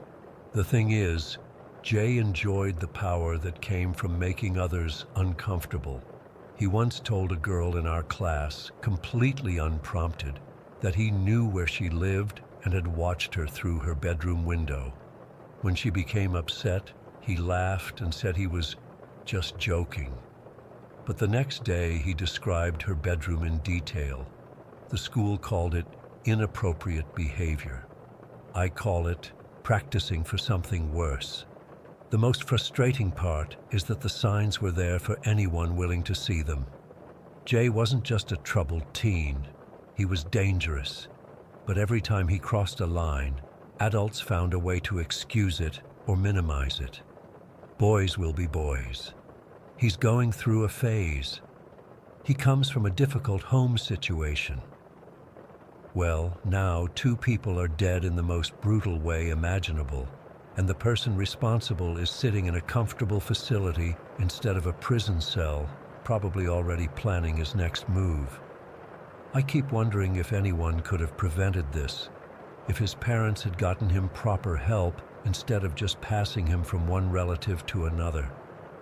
If the school had taken his behavior more seriously, if the justice system hadn't been so easily manipulated.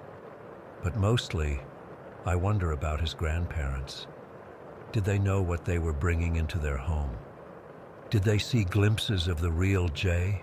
Or was he on his best behavior until that final argument? Did they have any idea in those last moments what their grandson was truly capable of? I've been checking the news every day, half expecting to hear that he's convinced some doctor that he's made a miraculous recovery, that he's no longer a threat. That's what terrifies me most, the thought that someday, maybe not too far in the future, Jay might walk free again, because I knew him. I saw behind the mask long before anyone else did, and what I saw wasn't mental illness. It was something colder, more calculated. something that recognized the rules of human interaction as nothing more than inconvenient obstacles to be worked around. The community talks about the tragedy as if it came out of nowhere. Such a shock, they say. Who could have predicted it? But for those of us who went to school with Jay, who witnessed his casual cruelty day after day, the only shocking part is that it took this long for him to do something truly unforgivable. I just hope that whatever facility he's in now recognizes what we failed to see for years. Jay isn't sick. He's exactly what he wants to be. And he's exactly where he planned to be all along. Story 17. I still get chills thinking about what happened during my junior year of high school. I've told this story to a few close friends over the years, but I've never written it down until now. Maybe putting it into words will help me make sense of it, though I doubt it. It's been almost 7 years, and I still have no explanation. I was 16 at the time, playing varsity basketball and just trying to get through high school like everyone else.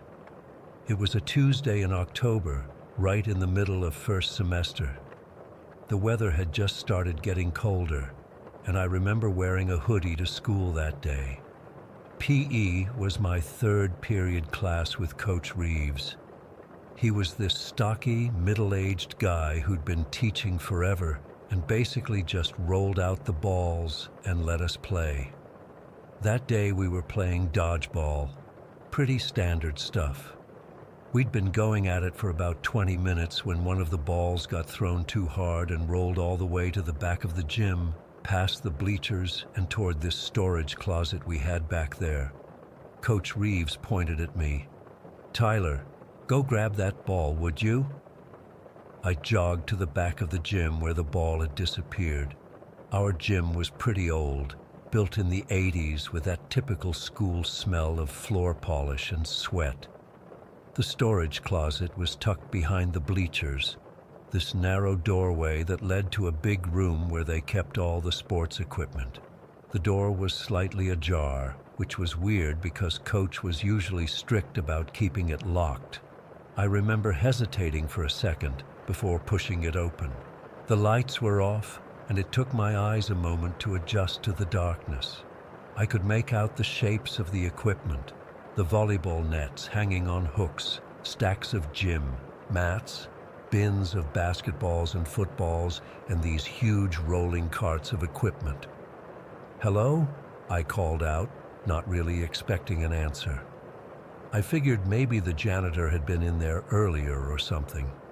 I took a few steps in, trying to spot the dodgeball. The room was bigger than you'd think, shaped like an L with the main section right when you walk in. And then it hooked around to the left where they kept all the older stuff that rarely got used. The room smelled musty, like old rubber and dust. I spotted the bright red dodgeball near the back corner and started walking toward it. That's when I heard it, this soft shuffling sound, like someone dragging their feet across the floor. I froze. "Coach," I called out again, feeling stupid as soon as I said it. I knew Coach was still out in the gym with the rest of the class. The shuffling stopped. Then I heard breathing, not regular breathing, but this weird, raspy inhale-exhale that sounded wrong somehow, like whoever was breathing was having trouble doing it properly. I should have just grabbed the ball and gotten out of there, but for some reason, I took a few more steps forward. That's when I saw her. In the back corner of the storage room, partially hidden behind a big box of track hurdles, was a woman. Not a student, not a teacher, just this woman who looked completely out of place. She was crouched down, peeking around the box at me. The first thing I noticed was her hair, long, tangled, and this weird mixture of black and gray. It hung down past her shoulders in these greasy-looking clumps. Her face was pale, almost grayish, with deep-set eyes that caught what little light was in the room. She was wearing what looked like an old dress, or maybe a nightgown. It was hard to tell in the darkness. But what really got to me was her expression. She was staring at me with this intense look, her mouth slightly open, showing teeth that seemed too small and too many. We made eye contact for maybe 2 seconds, but it felt like forever. My whole body went cold. I don't think I've ever felt fear like that before or since. It was like my insides just turned to ice. There was something so fundamentally wrong about her being there, something that just screamed danger in my mind. I didn't say anything to her. I didn't ask who she was or what she was doing there. Pure instinct took over. I lunged for the dodgeball, grabbed it, and backed up toward the door, never taking my eyes off her. She didn't move from her spot, just kept staring, her head slowly turning to follow me as I backed away. As soon as I reached the doorway, I turned and ran back to the gym, my heart pounding so hard I could feel it in my throat. I must have looked like I'd seen a ghost, because Coach Reeves immediately asked what was wrong. "There's someone in the storage room," I said, trying to catch my breath. "A woman."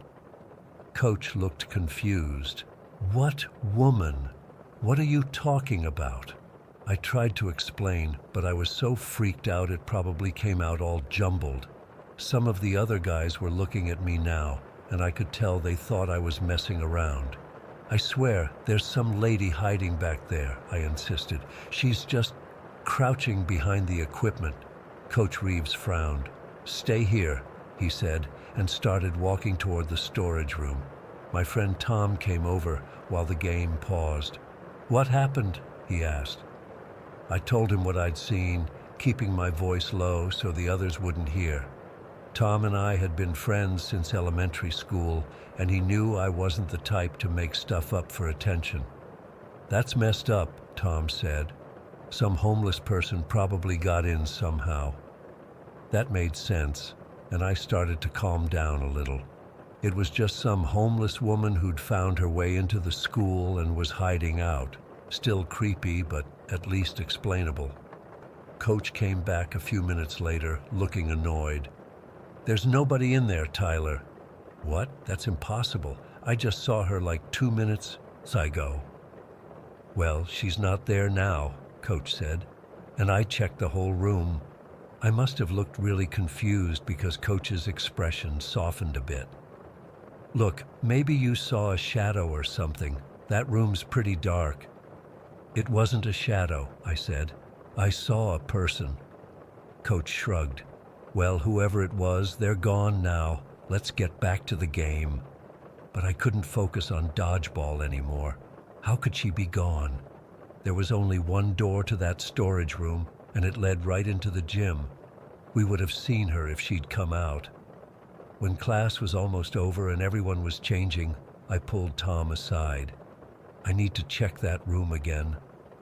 Tom looked reluctant, but nodded. "All right, but make it quick. We've got history next period." We waited until Coach went into his office, then slipped back to the storage room. This time, I turned on the light switch by the door. The fluorescent lights flickered on, illuminating the whole space.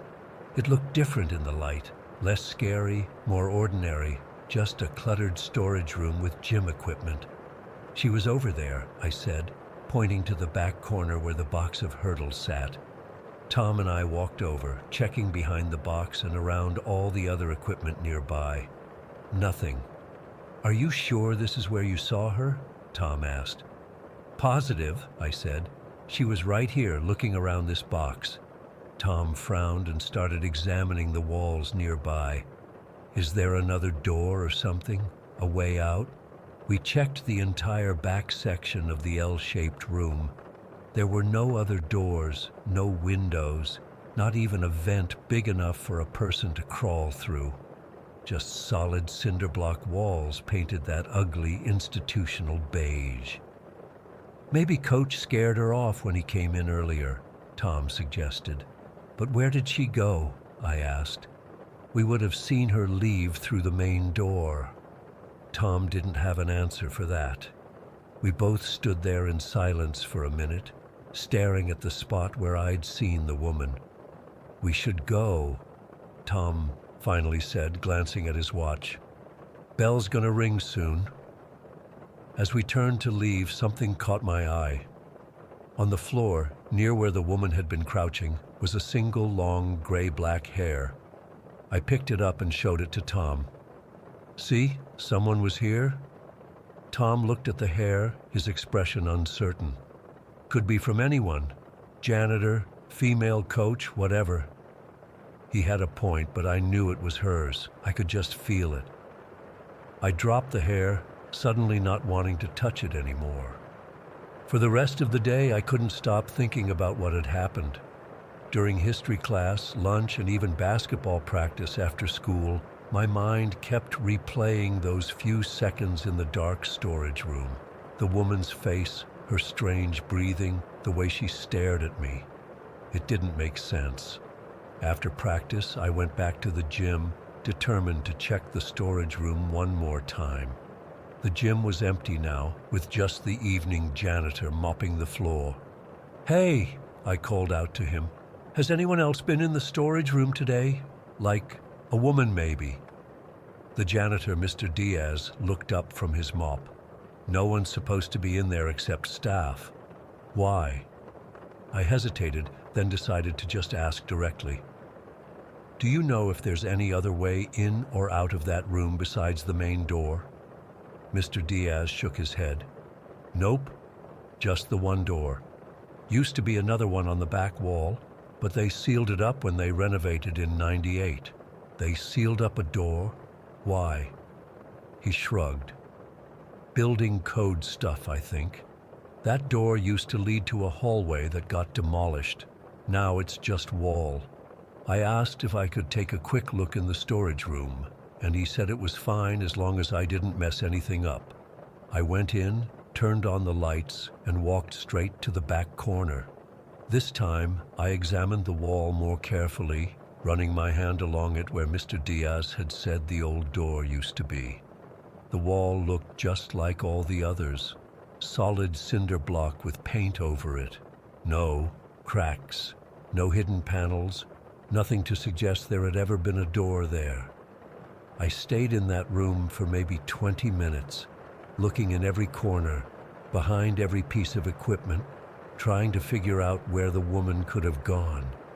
Eventually, I had to accept that there was no logical explanation. That night, I had trouble sleeping. Every time I closed my eyes, I saw her face. I tried telling myself it was just a homeless woman who'd somehow slipped out when no one was looking. But deep down, I knew that wasn't true. There was something off about her, something that went beyond just being a stranger in a school. The next day, I asked around if anyone else had ever seen someone like her at school before. No one had. I even went to the front office and made up an excuse to look at the visitor log, but there was no record of any visitor matching her description. Over the next few weeks, I avoided that storage room as much as possible. When Coach sent someone to get equipment, I always volunteered someone else. I couldn't shake the feeling that if I went back in there, she might be waiting. About a month after it happened, I finally worked up the courage to go back in alone. I don't know what I expected to find. Maybe I thought she'd be there again and I could get some answers. Or maybe I was just trying to convince myself that I had imagined the whole thing. The room was empty. No woman, no evidence she'd ever been there. Just dusty equipment and the faint smell of old rubber. I stood in the spot where I'd seen her, trying to make sense of it all.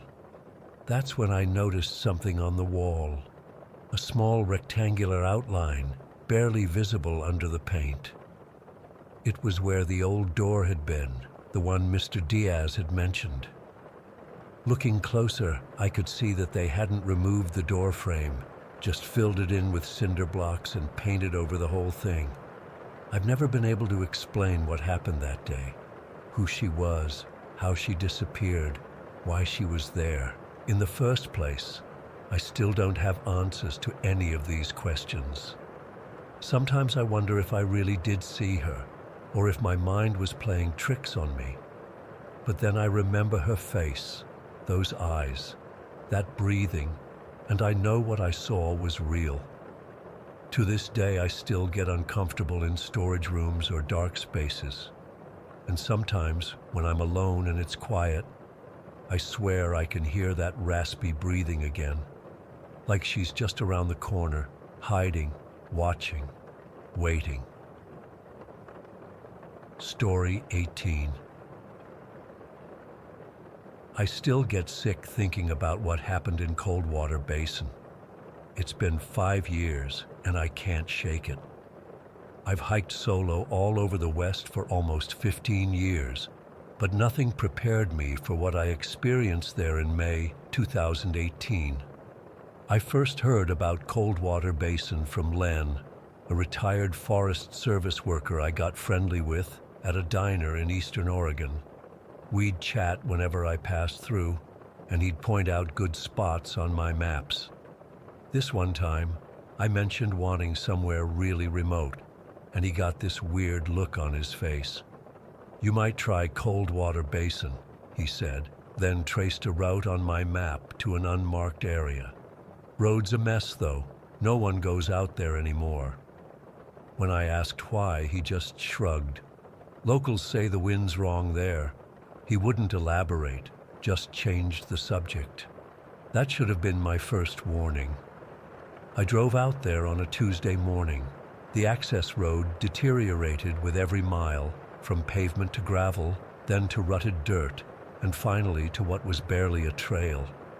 My Jeep struggled over the last few miles, and I was seriously considering turning back when the basin suddenly opened up before me. It was wrong. That's the only word for it. The landscape looked almost lunar, all jagged rocks and gray dust. No trees, just scrubby, half-dead vegetation. But the thing that hit me immediately was the silence. Complete, unnatural silence. No wind, no insects, no birds, nothing. I parked at what seemed like a decent spot and started my hike toward where I planned to camp. The quiet was overwhelming. I could hear my boots crunching on the ground, my breathing, even my heartbeat. Every sound I made seemed unnaturally loud. About 40 minutes in, I spotted something white among the rocks. Animal bones, scattered over maybe 20 feet. Not unusual to find remains in remote places, but these looked wrong. They weren't chewed or gnawed like when predators feed. They looked torn, like something had just ripped the animal apart. I told myself it was probably just weathering or other natural processes I didn't understand. I kept going. An hour later, I found the deer. It was lying on its side, neck bent at an impossible angle, clearly broken. But it was the eyes that got to me. They were just gone. Clean, empty sockets. No blood, no signs of scavengers, just empty. The rest of the animal was untouched. I should have left then. Everything in me was screaming to get out. But I've always prided myself on being rational, not superstitious. I figured there had to be a logical explanation, and I wasn't going to let my imagination ruin my trip. I found a decent spot to make camp near a rock formation that offered some protection from the elements. Set up my tent, gathered what little wood I could find for a fire. The whole time my skin was crawling. It felt like something was watching me. As the sun went down, that feeling intensified. I built up my fire as large as I could, trying to push back the darkness. The flames seemed dimmer than they should have been, the light not reaching as far as normal. Beyond the firelight was just blackness, impenetrable. Around 9 that night, I heard it for the first time. Not really a sound, more like the suggestion of movement, something circling just beyond where my eyes could see. I'd catch glimpses of shadow shifting against shadow, but whenever I'd shine my flashlight that way, there'd be nothing. I called out a few times. No response. I convinced myself it was just an animal, maybe a coyote or mountain lion curious about my camp. I kept the fire high and my knife close. Sleep wasn't happening. I sat up all night, feeding the fire and listening to that, circling. By morning, I was exhausted and on edge, but sunlight brought relief. Whatever had been out there was gone, or at least I couldn't feel it anymore. I considered packing up and leaving, but decided to stick it out one more day.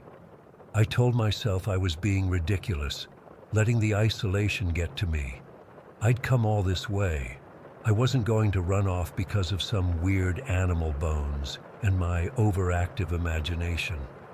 After eating and resting a bit, I decided to do some target shooting to calm my nerves. I hiked to a dry wash about half a mile from camp, where I could safely fire my .45 without worrying about where the bullets would end up. I'd fired maybe 10 rounds when I heard it. Gunfire, but not an echo of my own shots. This was coming from deeper in the basin, multiple weapons firing in patterns, almost like signals.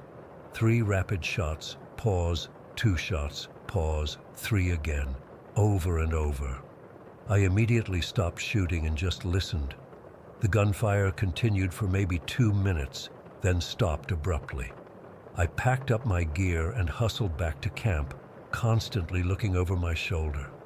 I told myself it was probably other hikers or hunters, but in a place this remote, with that specific pattern of fire, it felt coordinated, deliberate.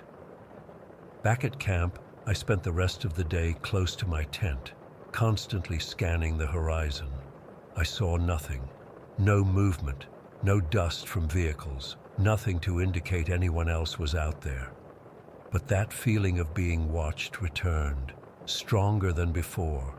As night fell, I built my fire high again and settled in for another sleepless night. I was definitely leaving in the morning. This place was getting to me in ways I couldn't explain. At what must have been around 2 in the morning, I heard it. A woman's voice, distant at first. "Help me! Please, somebody help!" I jumped to my feet, grabbing my flashlight and gun. The voice came again, louder. "He's gonna kill me! Please, I see your fire! Help me!" It was moving closer, fast. Too fast for someone on foot in that terrain at night. I called back, "Where are you? Keep talking." "Please help me. He's gonna kill me. I see your fire." The exact same words, the exact same inflection, like a recording. But it was getting closer. "I'm coming to your fire. Please don't let him get me." Something was wrong, very wrong. The voice was moving impossibly fast through difficult terrain in darkness. And the repetition. It was like something was mimicking, not actually speaking. Then it changed. "I see you by the fire. I'm almost there. Please help me." The voice was now at the edge of where my firelight reached, but I couldn't see anyone, just darkness. "I see you." It was right there, right at the edge of the light, but there was nothing. Then a gunshot cracked through the night, a single sharp report from the same direction as the voice. Then silence, complete silence again. I don't remember much of the next few hours. I know I didn't sleep. I know I kept the fire as high as possible and my gun in my hand. I know I was trembling so hard my teeth chattered. As soon as I saw the first hint of dawn, I threw everything into my pack, didn't even take the tent down properly, just yanked it up and stuffed it in. I left within 15 minutes of first light. The hike out was brutal. I pushed myself at a pace that was stupid for that terrain, constantly looking back. About halfway to where I'd left my Jeep, something caught my eye just off the trail. A footprint, a single fresh footprint in a patch of soft earth. Narrow, small, possibly female. I didn't stop to investigate. I just ran. I made it back to my vehicle in record time and got the hell out of there. The Jeep, bouncing so violently over the rough road that I thought it might break an axle. I didn't care. I just needed to get away. For weeks afterward, I was haunted by guilt. What if there really had been a woman in trouble? What if she'd been running for her life while I sat frozen by my fire? The rational part of me insisted that what I'd heard wasn't human. The repetition, the unnatural movement. But the doubt remained. 3 months later, I was browsing some hiking forums when a post caught my eye. Someone had found an abandoned campsite near Coldwater Basin. The tent had collapsed, gear scattered like the person had left in a hurry. The post included links to local news reports. I clicked through and felt my blood freeze. Danielle Suarez, 27, a solo hiker who'd gone missing in the area. She'd been abducted by a group living in a hidden dugout in the basin. Squatters, heavily armed, paranoid. She'd escaped one night and fled through the forest, screaming for help. They'd shot her as she ran. The article said she'd survived, barely. She'd been found days later, delirious from exposure and blood loss. The squatters were eventually arrested. The date of her escape was the same night I was there. I don't hike alone anymore. I can't shake the feeling that I failed someone who desperately needed help. But I also can't reconcile what I experienced with what actually happened. The voice I heard moved too fast, repeated exact phrases, seemed to be right at the edge of my firelight without any visible person. Maybe it was Danielle, and my fear distorted my perception. Maybe it was something else using her real cries to, I don't know what. I've tried to find Len, the retired Forest Service worker, to ask him more about the place. The diner owner said he moved away shortly after our conversation. No one seems to know where he went. I still wake up sometimes hearing that voice. I see you by the fire. I don't know what happened out there. I don't think I want to. No, but I know I'll never go back to Coldwater Basin.